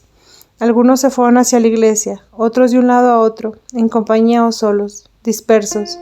Ella por su parte allá adentro destrozó todo, y también la mesa con el cáliz. Solamente la cámara que encerraba las vestiduras nupciales y el espacio que vi transformarse en capilla consagrada a la Madre de Dios quedaron cerrados e intactos. Entre otros he visto aquel sutil hipócrita que últimamente lisonjeaba un tiempo a ambos partidos. Este valía muchísimo junto a ella. El doctor jovenzuelo era su hijo, creció hasta ser hombre, y se metía en todo con imprudente desfachatez. Notable cosa es que la meretriz y todos sus libros hormigueaban de luminosos insectos, y ella tenía un hedor, como aquel fosfórico escarabajo, que entre nosotros se llama motisfe. Las mujeres que estaban en torno en ella eran profetisas magnetizadas, y decían profecías y las sostenían. Es buena cosa que sean tales, se muestran y se portan de tal modo, en sus enredos, que finalmente el asunto se ha de aclarar, y así bien se separa del mal. Después que hubo devastado y echado por tierra todo lo que ahí había, entró la meretriz en el jardín de la mansión de bodas, y con la ayuda de su séquito arrancó muchas plantas, y dondequiera que pasaba lo hacía secar y ennegrar, lo llenó todo de hedor y de gusanos. Esta desvergonzada mujer quería casarse con un piadoso e iluminado sacerdote joven. Creo que era uno de aquellos 12 que veo a menudo obrar cosas importantes, bajo la inspiración del Espíritu Santo. Apenas lo vio, él huyó de la casa. Ella lo hizo volver atrayéndolo con los más dulces y melifluos discursos. Cuando volvió, le hizo ver todo, y todo se lo quería entregar. Él no le escuchó, sino por breve tiempo, mientras ella lo trataba con desfachatada imprudencia, e insistía de todos modos, quería decidirlo, a unirse con ella. Él de pronto se mostró severo y solamente la maldijo a ella, y a sus artes como las de una condenada meretriz, y se alejó de ahí. Después he visto que de repente todo lo que estaba con ella desaparecía, y se marchitaba, moría y ennegrecía. La mansión de bodas por entero se volvió tenebrosa, y las innumerables gusanos comenzaron a roer y a devorar todas las cosas. La misma mujer era devorada en parte por los gusanos, y cayó, y yacía en tierra con toda su forma. Pronto todo en ella se deshizo en fragmentos, como si fuese estopa. Yo misma he barrido muchos de esos gusanos que allí estaban muertos, y que lucían fosfóricamente. Internamente estaban secos y carbonizados. Cuando todo estuvo putrefacto, en sepulcral silencio, vino de nuevo aquel joven sacerdote, y 2 más con él. Uno de ellos, hombre de edad, parecía enviado de Roma. Trajo una cruz y la plantó delante de la ennegrecida mansión de bodas. Tomó algo de la cruz y penetró en el interior de la mansión de bodas. Abrió todas las ventanas y puertas. Parecía como si los demás orasen, consagrasen y exorcizasen delante de la casa. De pronto se levantó y una ruidosa tormenta sopló dentro de la mansión de bodas y sacó un denso y negro vapor y lo echó lejos hasta una gran ciudad, donde aquel vapor se condensó, posándose en diversas nubes. La mansión de bodas fue ocupada nuevamente por un número de elegidos de los antiguos habitantes, algunos de los que habían venido con la meretriz y luego se habían convertido. Fueron colocados dentro. Todo se hizo puro y comenzó a prosperar. También el jardín recobró su belleza. 3. Aconseja a sacerdotes de su país. Julio de 1821. Tengo que ir de un lugar a otro en busca de ciertos eclesiásticos, pastores y consejeros, o cuando estén reunidos, y tengo que comunicar a cada uno lo que le toca particularmente. Este cuidado dura a veces todo el día. Cuando me hallo en medio de reuniones, veo como muchas veces alguno quiere consentir o suscribir algo que no conviene, y cómo sin embargo no lo hace, o cuando se trata de hacer prevalecer el derecho, debe por lo menos omitir lo que no es justo. Tengo también representaciones de las escuelas, y veo jóvenes hollados por niños que todavía no han nacido, y veo doncellas holladas a sí mismo por niñas. Estas son representaciones de nuevos proyectos, hijos del torpe connubio que abrazan el orgullo y el iluminismo. Todo esto lo veo en figuras claras y conozco la mayor parte de los padres de estos hijos, o sea, de estos designios. He visto mucho que hacer en pro de la Iglesia, de esta diócesis, y en general ahora me veo obligada a padecer espantosos martirios y trabajos. Y estoy como fuera de mí misma de la multitud de errores y miserias que veo, y de las penas y trabajos que debo sufrir. Eso en una representación de la desdicha de los jóvenes estudiantes de ahora. Los he visto en las calles de Münster y de Bonn, con manojos de serpientes en las manos, los cuales les entraban por la boca y les sorbían los sesos, y he oído decir, estas son serpientes filosóficas. Muchas veces he visto con maestros ancianos, sencillos y piadosos, que eran tenidos por ignorantes, formaban alumnos piadosos, mientras que maestros y maestras modernos y muy brillantes no enseñaban nada a los niños. La razón es porque con orgullo, ostentación y egoísmo quitan al trabajo su eficacia o consumen ellos mismos. Sucede en esto como con aquellas obras buenas que hacen por publicidad o por política, que son del todo inútiles. Donde no hay amor o sencillez no hay prosperidad. 4. La vana ciencia del mundo y la verdadera. Habiéndome conducido mi guía a un gran edificio, me dijo: entra y te mostraré la ciencia de los hombres. Entramos en efecto en una gran sala de maestros y oyentes, donde disputamos con calor, y no cesaban los gritos y el ruido. Habiendo yo penetrado con la mirada hasta el corazón de los maestros, me maravillé, al ver que todos tenían en él una arquilla negra. En el centro de la sala vi una mujer principal, que también disputaba, y era la que propiamente daba en tono a aquel lugar. Estuve escuchando algún tiempo con mi guía, pero vi con admiración que los oyentes iban desapareciendo poco a poco y que la sala se iba poniendo vieja y arruinándose muy deprisa, de suerte que no se podía estar ahí con seguridad. Los maestros creyeron prudente irse a otra sala y se trasladaron a un piso superior y ahí volvieron a discutir otra vez con el mismo calor que antes. Pero también esta sala comenzó a desmoronarse tan deprisa que yo también me vi por último con espanto, en una tabla medio podrida, y tuve que pedir a mi guía que me socorriera, para no caer desde lo alto. Mi guía me tranquilizó y me puso en un lugar seguro. Habiéndole yo preguntado qué significaba aquella cajita negra, me respondió: es la presunción y la sofistería, y aquella mujer es la filosofía, o como dicen, la razón pura, que todo lo que quiere según su forma. A ella se atienen los maestros, no a la verdad de oro, de la tradición pura. Desde aquí me condujo mi guía a otra gran sala, donde había muchos maestros sentados en sus cátedras. Al contrario de lo que sucedía en salas anteriores, de los labios de estos maestros salían palabras tan claras y tan puras que me alegraban el corazón. Ahí reinaban el orden y el amor, y ahí habían ido a salvarse muchos oyentes de los que antes estaban en las salas, que habían caído en ruinas. Y me dijo mi guía: aquí está la verdad sencilla y sin hipocresía. La verdad es hija de la humildad y produce amor y abundancia de bendiciones. 5. Consecuencias de matrimonios mixtos. Vi aquí en nuestro país muchas iglesias en lastimosa decadencia. Se representaba al parecer ante mis ojos su futuro destino. Vi a jóvenes sacerdotes que hacían las cosas deprisa y mal a varias comunidades que parecía que se extinguían. Vi la mansión nupcial de Münster. La mujer anciana, que había salido con su hija, pero había un viejo tan adulador y fino como si el demonio le hubiese enseñado. Con sus malignas artimanías consiguió que los eclesiásticos se dividieran en dos partidos. Hubo entre ellos una especie de concilio, y vi que el austero y Overbeck estuvieron conformes y se unieron. Tratase de cosas relativas al matrimonio.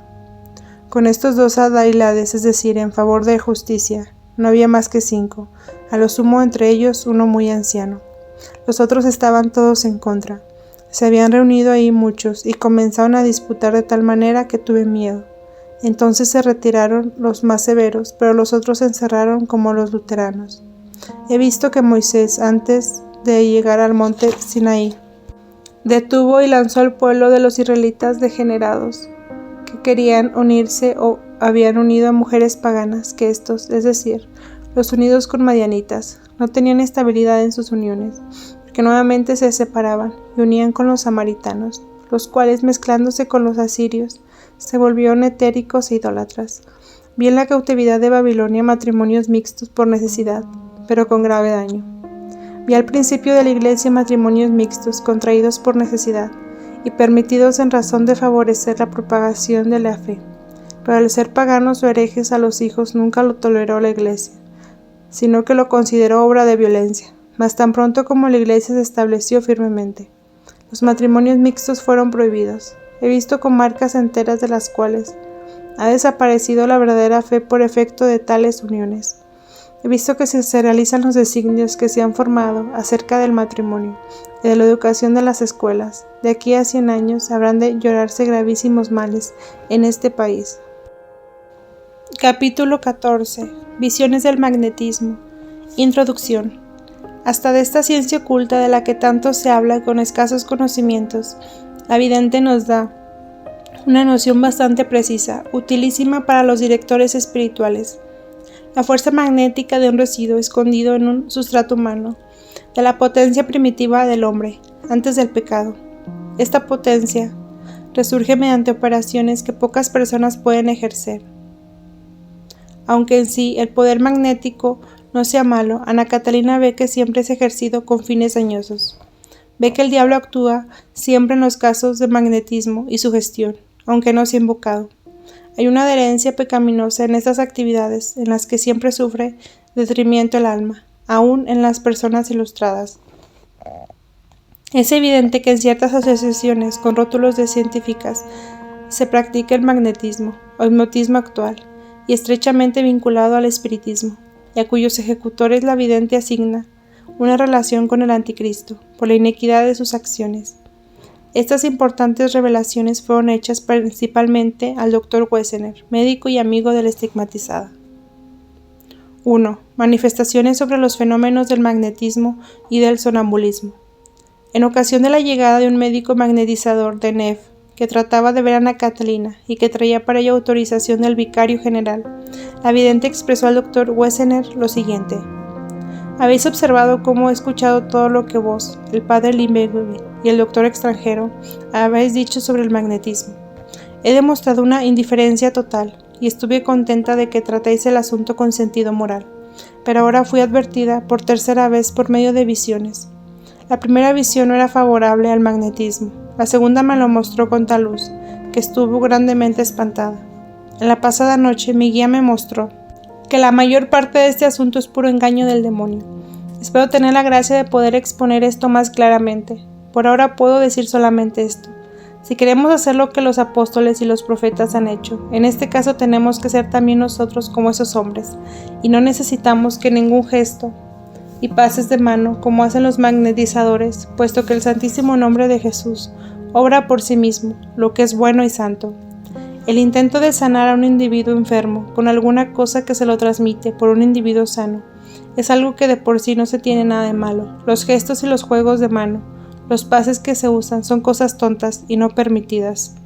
El sueño magnético y visión de cosas remotas y futuras por medio de este sueño son engaños diabólicos.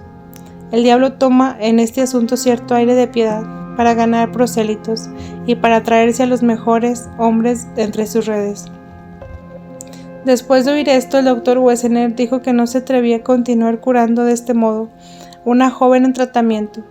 Describió lo que hacía con la enferma y Ana Catalina añadió: paso por alto lo de soplar y calentar el miembro enfermo, con la imposición de la mano, que considero medios naturales, pero los pases, las friegas y los movimientos circulares los rechazo como absurdos y tendientes a peligrosas supersticiones.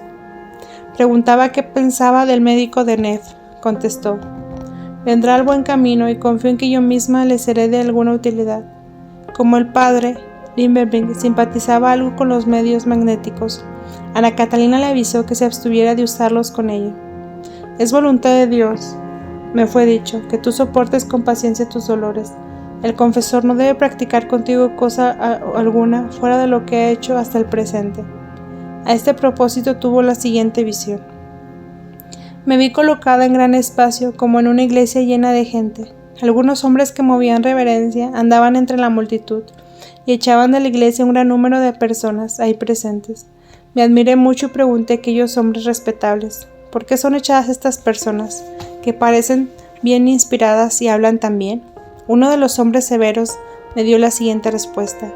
Estos no pertenecen a nuestra reunión, marchan por falsos caminos, y aunque hablasen como ángeles, sus opiniones y doctrinas son falsas.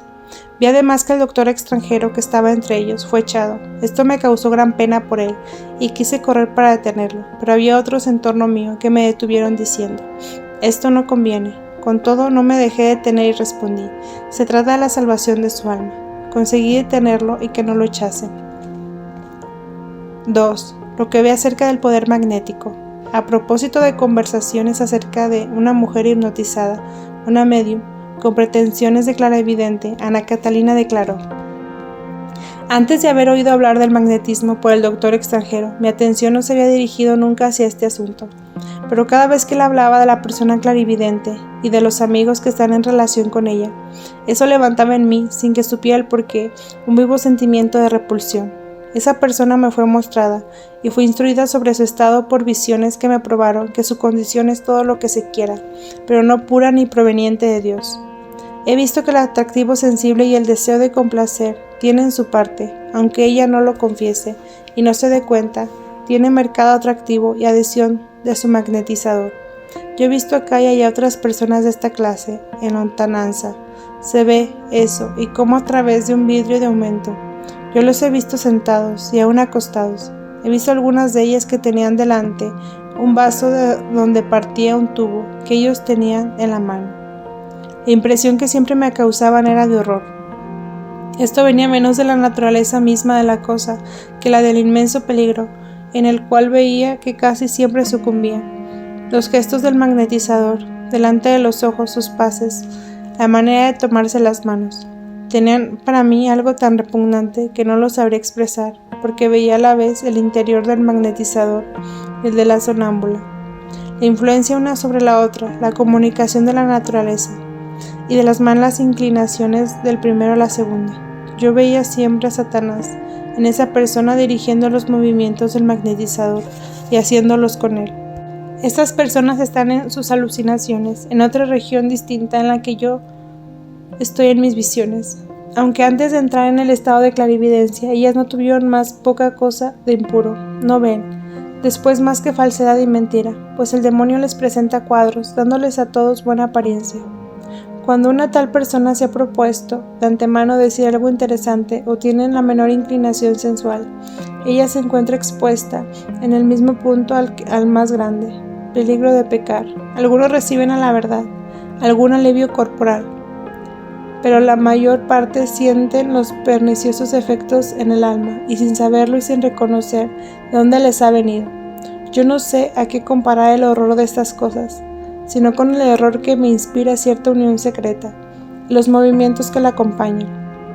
Ahí había una corrupción, veo sin poder explicarla. La práctica del magnetismo es similar a la magia, solo que aquí no se invoca al diablo, pero él viene por sí mismo. Cualquier persona que se entregara a esta práctica toma de la naturaleza alguna cosa que no puede ser conquistada legítimamente, sino por la Iglesia de Jesucristo, y que no puede ser obtenida, como el poder de sanar y santificar, sino en el seno de la Iglesia. Ella toma este poder de la naturaleza que está llena de influencias de Satanás, en todo aquello que no está unido con Jesucristo, por la verdadera fe y la gracia santificante. Las personas magnetizadas no ven cosa alguna en su verdadero modo de ser y en relación con Dios. Ven las cosas separadas y desunidas, como a través de un hoyo o de una hendidura. Ellas perciben un destello de las cosas por el magnetismo, y Dios quiere que esta luz sea pura, es decir, santa. Es un bien que Dios nos haya velado y separado a los unos de los otros, y que haya levantado muros entre nosotros, ya que estamos libres pero también estamos llenos de pecados y dependientes los unos de los otros. Es bueno que nosotros nos veamos obstaculizados y forzados a obrar trabajosamente antes de seducirnos recíprocamente y comunicarnos la influencia contagiosa del maligno espíritu. Pero en Jesucristo, Dios hecho hombre, nos ha dado, como es nuestra fe, en medio por el cual, purificados y santificados, podemos llegar a ser una sola cosa, un solo cuerpo, sin comunicarnos, porque esta unión, nuestros pecados y nuestras malvadas inclinaciones. Quien pretenda hacer cesar esta separación establecida por Dios, se une de manera muy peligrosa a la naturaleza caída, por la cual reina con sus seducciones, aquel que es Satanás, que le indujo a la caída. Veo la esencia propia del magnetismo, ser cosa verdadera, pero veo que es como un ladrón que se desencadena e introduce en medio de luz inaccesible y velada. Toda unión entre pecadores es peligrosa, la penetración mutua lo es mucho más. Cuando esta comunicación se hace en un alma enteramente abierta y sensible, cuando un estado llega a ser clarividente, solo porque por sí mismo se ha simplificado con la ausencia de toda influencia corpórea, se viene a ser víctima del artificio calculado y de la intriga. Entonces una de las facultades del hombre anterior a su caída, facultad que no estaba enteramente muerta, y ha resucitado en cierto modo, pero para ser desarmada, en un estado más misterioso, expuesta interiormente a los ataques de los demonios. Este es estado real, existe, pero está cubierto con un velo, porque es fuente empoñosada para todos, menos para los santos. Yo siento que el estado de estas personas sigue, en cierto modo, una marcha paralela a la mía, pero caminan en direcciones diversas, vienen de otra parte y tienen otras consecuencias. El pecado del hombre dotado de la facultad ordinaria de ver es un acto ejecutado con los sentidos y delante de los sentidos. La luz interna no está oscurecida y queda intacta. Esta luz exhorta en la conciencia y ella empuja como un juez interior a otros actos sensibles de arrepentimiento y penitencia. Ella conduce a los remedios sobrenaturales de la Iglesia, administra por los sacramentos, bajo una forma sensible. En ese caso está el sentido que es pecador y la luz interior que es la acusadora. Cuando es el estado magnético, los sentidos están muertos y la luz interior recibe y da impresiones, entonces aquello que hay de más santo que el hombre, la vigilancia interna, está expuesta a las influencias perniciosas, infecciosas contagiosas del maligno, del espíritu del cual el alma en estado de vigilia ordinaria no puede tener conciencia por medio de los sentidos, sujetos como ella a las leyes de tiempo y del espacio. Y ella no puede deshacerse de sus pecados, ni con la ayuda de los remedios purificadores de la Iglesia. Yo veo, en verdad, que un alma, toda pura y reconciliada con Dios, ni aun en ese estado, en los cuales los principios de su vida íntima están expuestos, no puede ser herida por el diablo. Pero veo también que si antes lo que acontece fácilmente, sobre todo en el sexo femenino, ella ha consentido a la menor tentación, Satanás hace libremente su juego en el interior de su alma, siempre de manera deslumbradora y con apariencia de santidad. Las visiones se tornan mentirosas y si ella ve, por acaso, algún medio de sanar el cuerpo mortal, compra este poder a caro precio, es decir, un precio de una infección secreta en el alma inmortal. Está frecuentemente manchada por un contacto mágico con las inclinaciones malas de magnetizador. 3. Denuncia diversas formas de clarividencia. Como un médico de Frankfurt alabara las visiones de una persona clarividente, Ana Catalina dijo: «Yo quisiera que ella estuviera aquí, delante de mí. Sus bellas y agradables visiones se serían enseguida, pues ella misma reconocería que ha sido engañada. Ella me fue mostrada varias veces en visión, y he visto siempre que, mientras está bajo la influencia magnética, el demonio usaba de todos sus engaños con ella, mientras ella lo creía un ángel de luz». En vano advirtió Ana Catalina al doctor Wessener que avisara al médico de Neff, magnetizador, sobre esto. Dijo la vidente: «Cuando estas dos personas me fueron mostradas, yo vi correr un hilo de esta sonámbula, que ella devanaba y hacía como un nudo, que luego tragaba, de suerte que el magnetizador la sujeta por todas partes, y la tiene ligada por ahí. Yo he visto ese montón de hilo en el interior de la sonámbula, como una tormenta horrorosa que pesaba y la sofocaba.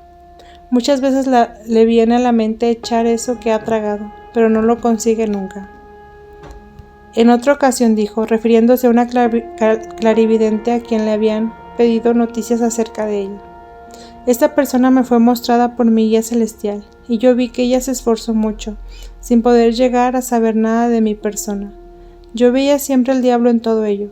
Cuando estuve libre de mi prisión, me fue mostrado que mi confesor se encontraba cerca de esa persona.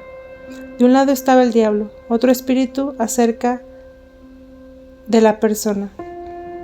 La intención del enemigo era que ella dijese de mí cosas infamantes, en presencia de todos y delante de mi confesor. Pero, a pesar de todos los esfuerzos que hizo, ella no pudo ver nada. A fin, cuando ella tomó la mano del padre Lindbergh, dijo: la hermana Emmerich está en oración.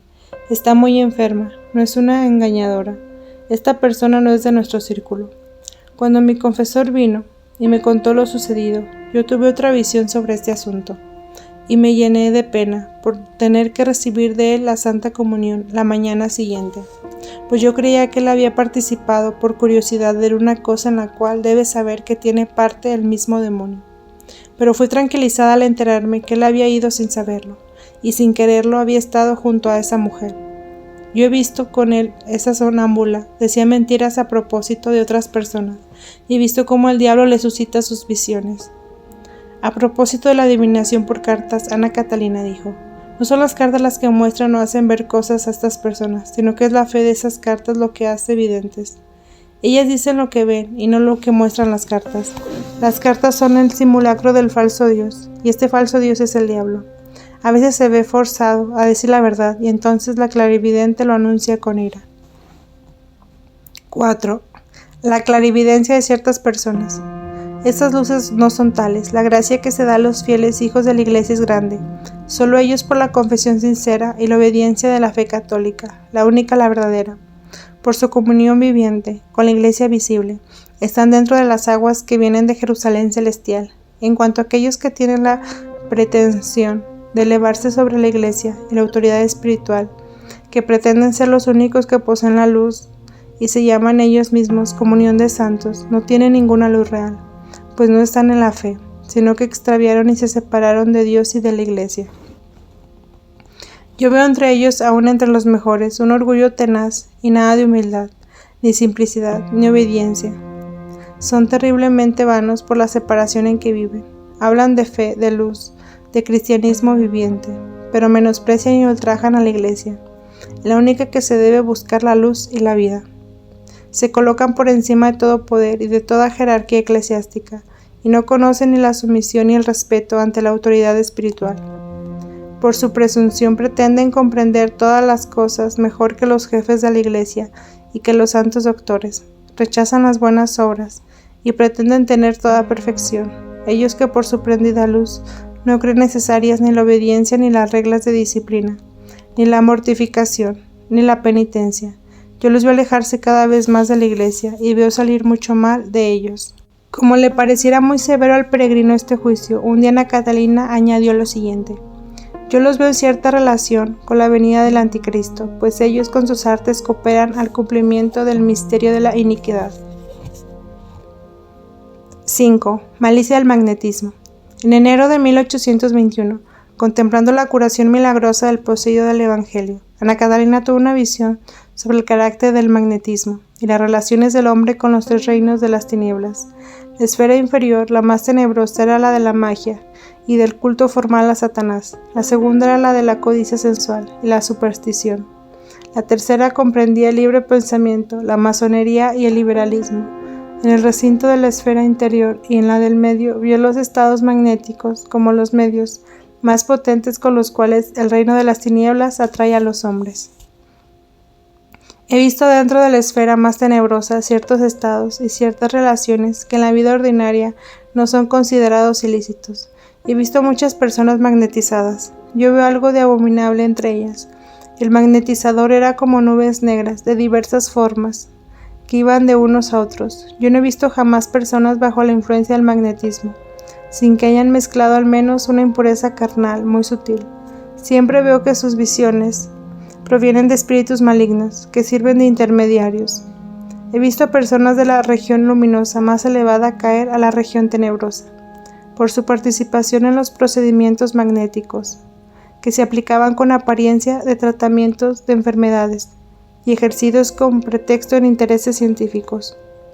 Yo los vi magnetizar y seducir con sucesos engañadores, y vi que sacaban a muchos del reino de la luz y los llevaban ante las tinieblas. He visto que querían confundir estas curaciones de origen infernal y estos reflejos de las tinieblas con las curaciones obradas con la luz y con la clarividencia de personas favorecidas por Dios.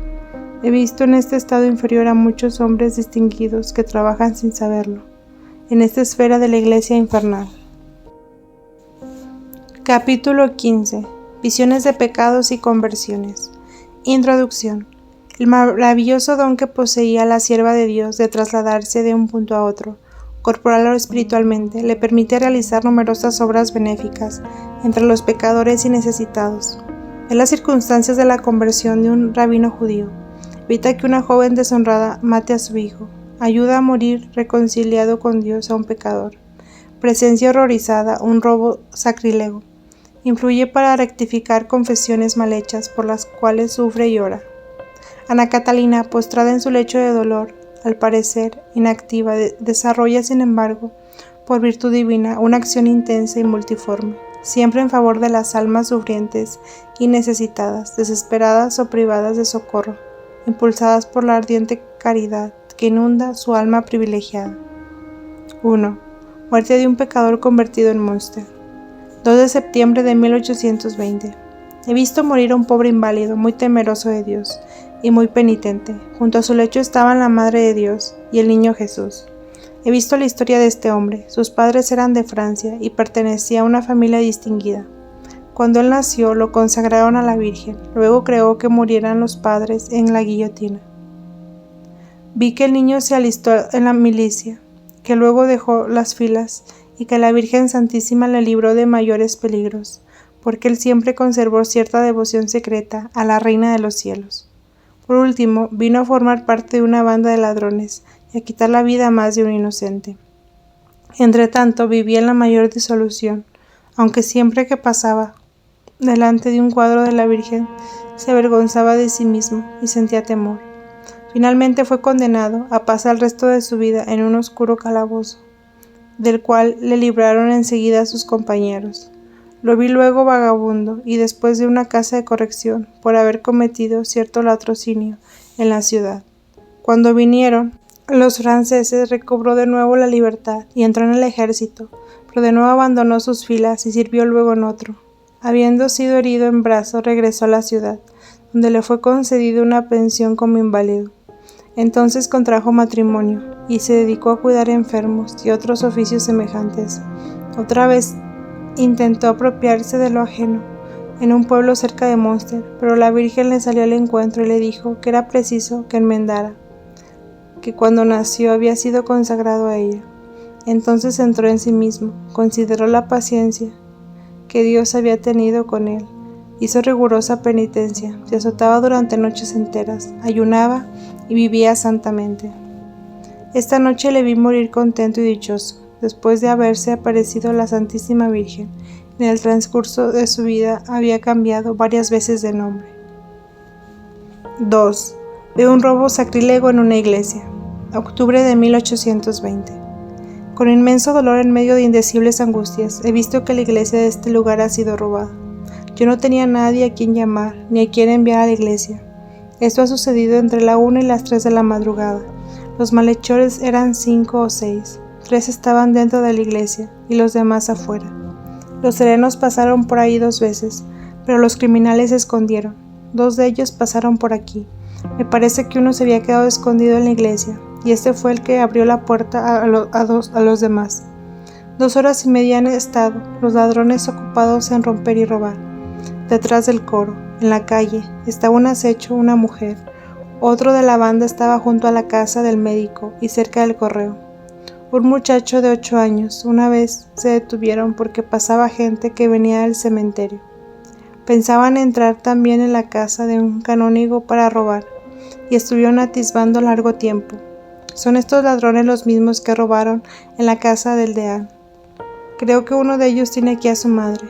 Cuando volcó las sagradas formas sobre el altar, dijo uno de ellos: quiero hacer un lecho a nuestro Señor. También estuvieron detrás del altar mayor, viendo lo que podían recoger. El espectáculo era horrible. Con cada uno de los ladrones estaba un demonio que le ayudaba. A veces venía uno cruzando al aire y hablaba al oído alguno de los ladrones. Vi a los ángeles sobre el cuerpo del Señor. Cuando arrancaban la base de la cruz, vi una imagen de Jesús, en figura de joven, a quien ellos golpeaban, maltrataban y pisoteaban. ¡Qué horror! Todo aquello lo hacían con la mayor indiferencia y sangre fría. Ninguno de ellos tiene religión. Llamé a Jesús pidiéndole que hiciera un milagro, pero me respondió que no era aquella su hora. Yo estaba en la mayor angustia y confusión. 3. Conversión de un rabino de Main Street, 26 de febrero de 1821. En una ocasión en que el peregrino le narraba la conversión del rabino de Main Street, Ana Catalina refirió: esa historia la conozco yo, la he visto en varios tiempos, hace cerca de un año. Vi una vez al judío de viaje en una silla de posta. Iban con él varias personas piadosas que hablaban de la Madre de Dios y de una imagen milagrosa, creo que de Nuestra Señora del Buen Consejo, que habían visitado y los milagros que habían visto. A esto decía el judío: ¿Madre de Dios? Madre de Dios, pero si Dios no tiene madre, y se burlaba de la fe de los cristianos. Estos se afligieron y deseaban vivamente que otras personas rogaran por el judío para que la Virgen tocara su corazón. Como desde mis primeros años he sentido mucha compasión por los judíos, y se me han ofrecido muchas veces por la misericordia de Dios, como asunto de mis oraciones, y así, ahora, veo todo esto, oré por él. Después lo vi muchas veces y vi que no podía dejar de pensar en María. Vi también muchas veces que María se acercaba a él y le decía, presentándole al niño Jesús: este es el Mesías. No sé si en realidad lo veía o solo se me han mostrado sus más ocultos pensamientos, al modo como se me muestran los combates y consuelos. Estos pensamientos los consideró como tentaciones, y combatió contra ellos y buscó las procesiones que era llevado el Santísimo Sacramento, para burlarse de ellas. Lo vi en una procesión, que era un día de Corpus, arrodillarse involuntariamente. No sé si entonces sintió alguna emoción inexplicable, o si vio lo que yo vi, que la Madre de Dios le mostraba a su divino Hijo, como saliendo del sacramento.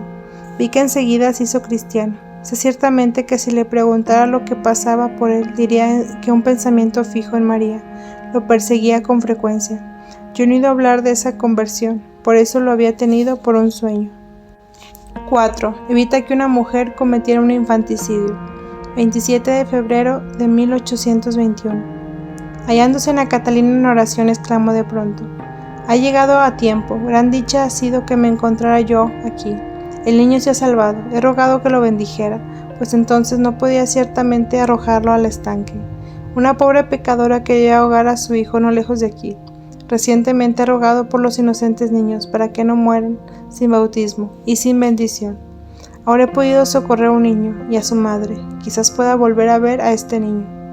Cerca de Münster vi una joven disoluta que había dado a luz detrás de un vallado y se dirigía a un profundo estanque donde había plantas acuáticas para arrojar allí al niño. Al lado de ella había una figura sombría y desmesurada que se arrojaba una luz siniestra. Creo que era el espíritu del mal. Ella tenía el niño en la falda. Me acerqué y lloré. Entonces vi que el mal espíritu se alejó. La madre, tomando a su hijo, lo bendijo y lo besó. Después ya no tuve valor para arrojarlo al agua.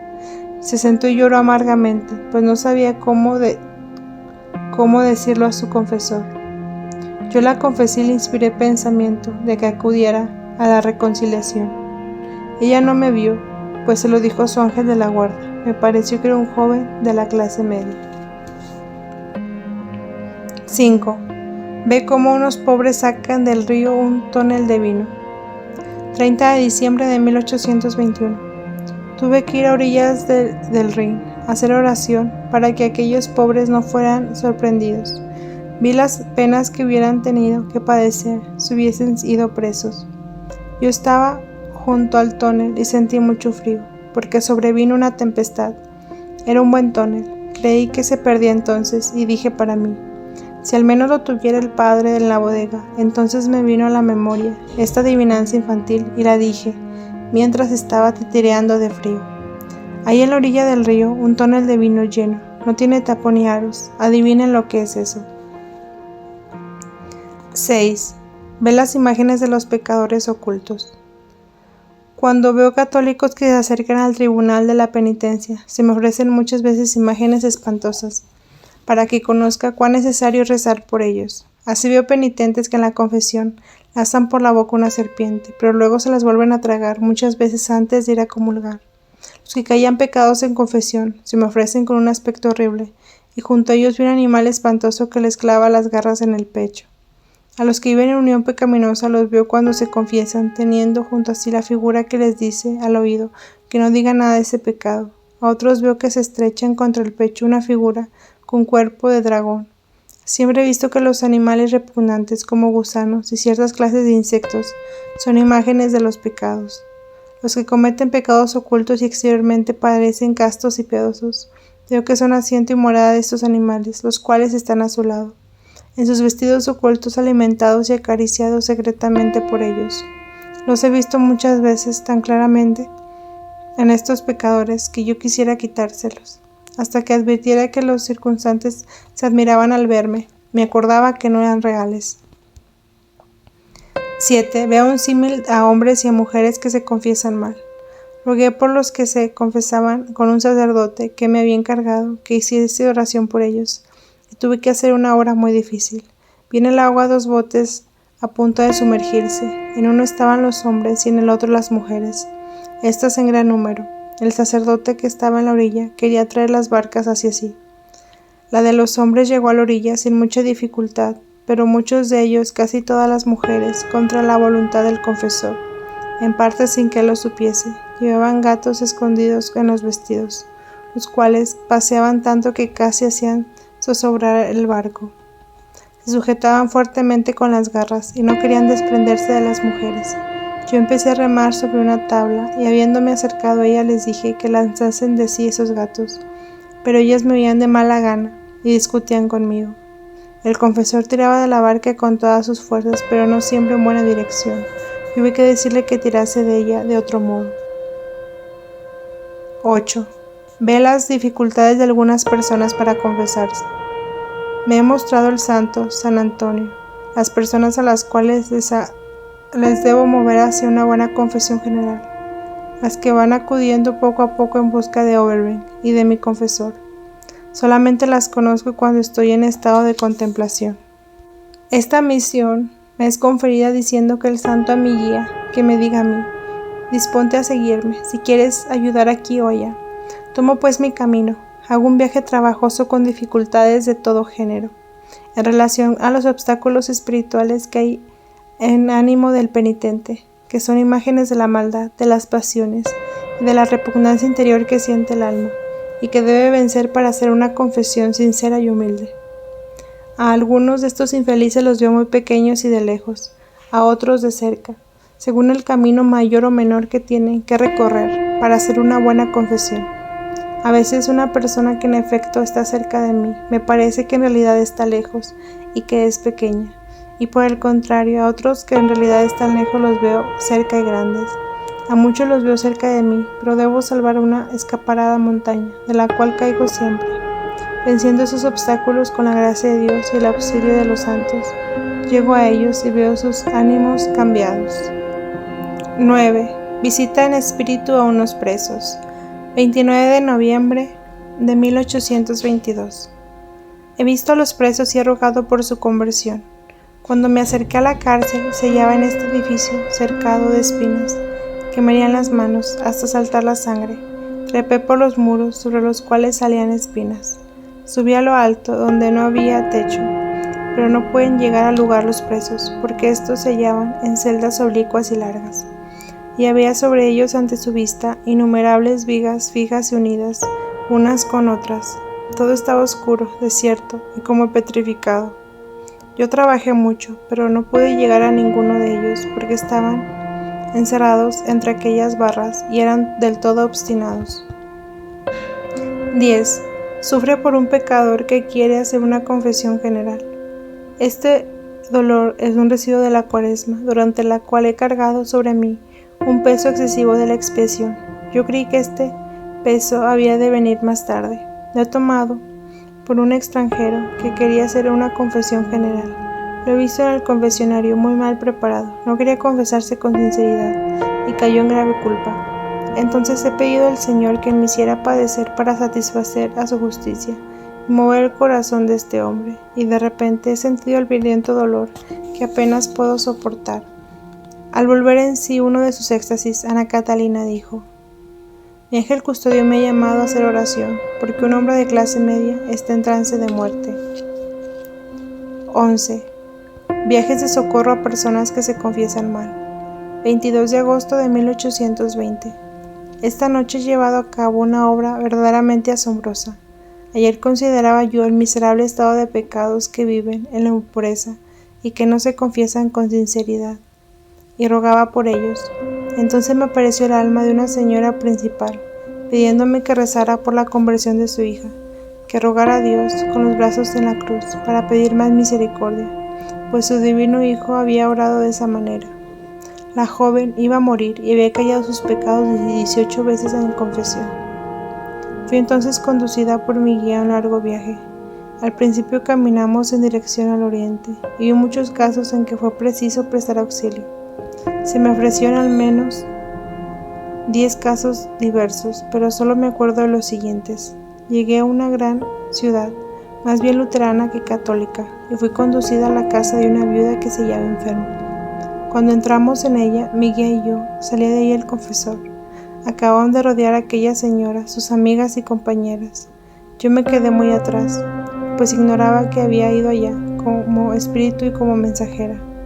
Vi todas las cosas y experimenté en mí misma que cuán poco miramientos son tratadas las personas pobres y humildes por las que son nobles y distinguidas. Vi todo lo que la enferma había hecho. Era católica, hacía una vida exteriormente piadosa y daba muchas limosnas, pero en secreto era disoluta y había caído sus pecados en confesión 18 veces, creyendo que siempre que reparaba estaba falta dando limosna a los pobres. Ocultaba sus pecados y la enfermedad que padecía.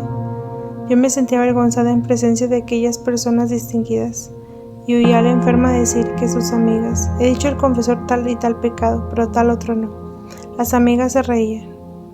Se apartaron luego del lecho, pero si quisieran dejar dormir a la enferma. Entonces me dijo mi guía que me acordara de la mensajera de Dios, y me acerqué a la enferma. Me acerqué en efecto con él y hablé con la enferma, y vi todas mis palabras estaban durante sus ojos, en formas de letras resplandecientes, y en un renglón aparecía después de otro mientras el anterior se desvanecía. No sé si me veía y si me veía mi guía, pero se puso pálida como si se desmayara. Vi luego que leyó con más claridad que antes lo que yo le decía, que aparecía escrito ante sus ojos. Te ríes, le dije, y has abusado 18 veces de la confesión para tu condenación. Has cometido, le dije, todos sus pecados ocultos. Todos los has ocultado en tus malas confesiones. Dentro de pocas horas habrás de comparecer ante el tribunal de Dios. Ten compasión de tu alma, arrepiéntete y confiésate. Se hallaba la enferma aparentemente abatida, un sudor frío y corría por su frente. Apenas me separé de ella, llamó a las mujeres que la asistían y pidió que viniera el confesor. Le dijeron que no era necesario, pues acababan de salir, pero ella insistió en que se le llamara, pues se hallaba en la mayor angustia. Vino en efecto el confesor y la enferma. Confesó todos sus pecados, derramando muchas lágrimas. Después recibió los últimos sacramentos y murió. Sé su nombre, pero no debo decirlo. En una gran ciudad entré en una cierta casa, en torno a la cual había un hermoso jardín, con árboles de estanques y todo género de cenadores. Los padres vivían. La madre era mujer buena y piadosa. La hija parecía una joven honesta, pero se deslizaba por el jardín para mantener relaciones pecaminosas y reunirse con hombres con quienes estaba de acuerdo. La encontré de noche fuera de su casa esperando a su amante. Esta era la última noche de su vida. Yo estaba a su lado pidiendo a Dios que le ayudara. Vi una figura en la cual reconozco a Satanás, que quería acercarse a ella y no podía. La joven se hallaba interiormente triste e intranquila. La seguí hasta llegar a un cenador del jardín, donde vi otra sombra inmóvil envuelta en capa. Llegó ella la joven creyendo que era su amante. Entonces se abrió la capa y vi la figura del Salvador, atada a las manos, cubierto de sangre y de heridas, coronado de espinas. Aquella imagen del dolor le dijo: «Mira, ¿cómo me has puesto?». Entonces la joven cayó al suelo como muerta. Yo la tomé en mis brazos y le dije que vivía mal, que debía confesarse y hacer penitencia. Volvió en sí creyendo que sería yo alguna criada o alguna persona extraña que se habría encontrado con ella. Me dijo: «Si al menos pudiera volverme a casa, si mi padre me viera aquí, me quitaría la vida». Yo le dije que si prometía confesarse y arrepentirse de sus pecados, la llevaría a su habitación. Prometió confesarse y enmendarse y sintió en sí fuerzas para poder entrar en su casa del modo acostumbrado. Cayó enferma. El sacerdote, a quien llamó por la mañana, estaba ya preparado por la gracia de Dios. Habiéndose confesado, arrepentida de todo corazón, murió la joven después de haber recitado los santos sacramentos. Sus padres no llegaron a saber nada de sus extravíos. De estos casos he visto 10 esta noche, pero no todos se resolvieron favorablemente. Algunos pecadores no quisieron rendirse. Es cosa horrible. Todavía me acuerdo de ellos llorando. El demonio los tiene muy sujetos. He visto que sobre todo esto es tan difícil conducir por el verdadero camino a los sacerdotes que viven en tales pecados. Esta noche he visto casos semejantes. No hay para ellos otra esperanza que la oración. 12. Libra de la muerte a un hombre piadoso y convierte un malhechor. 16 de octubre de 1820.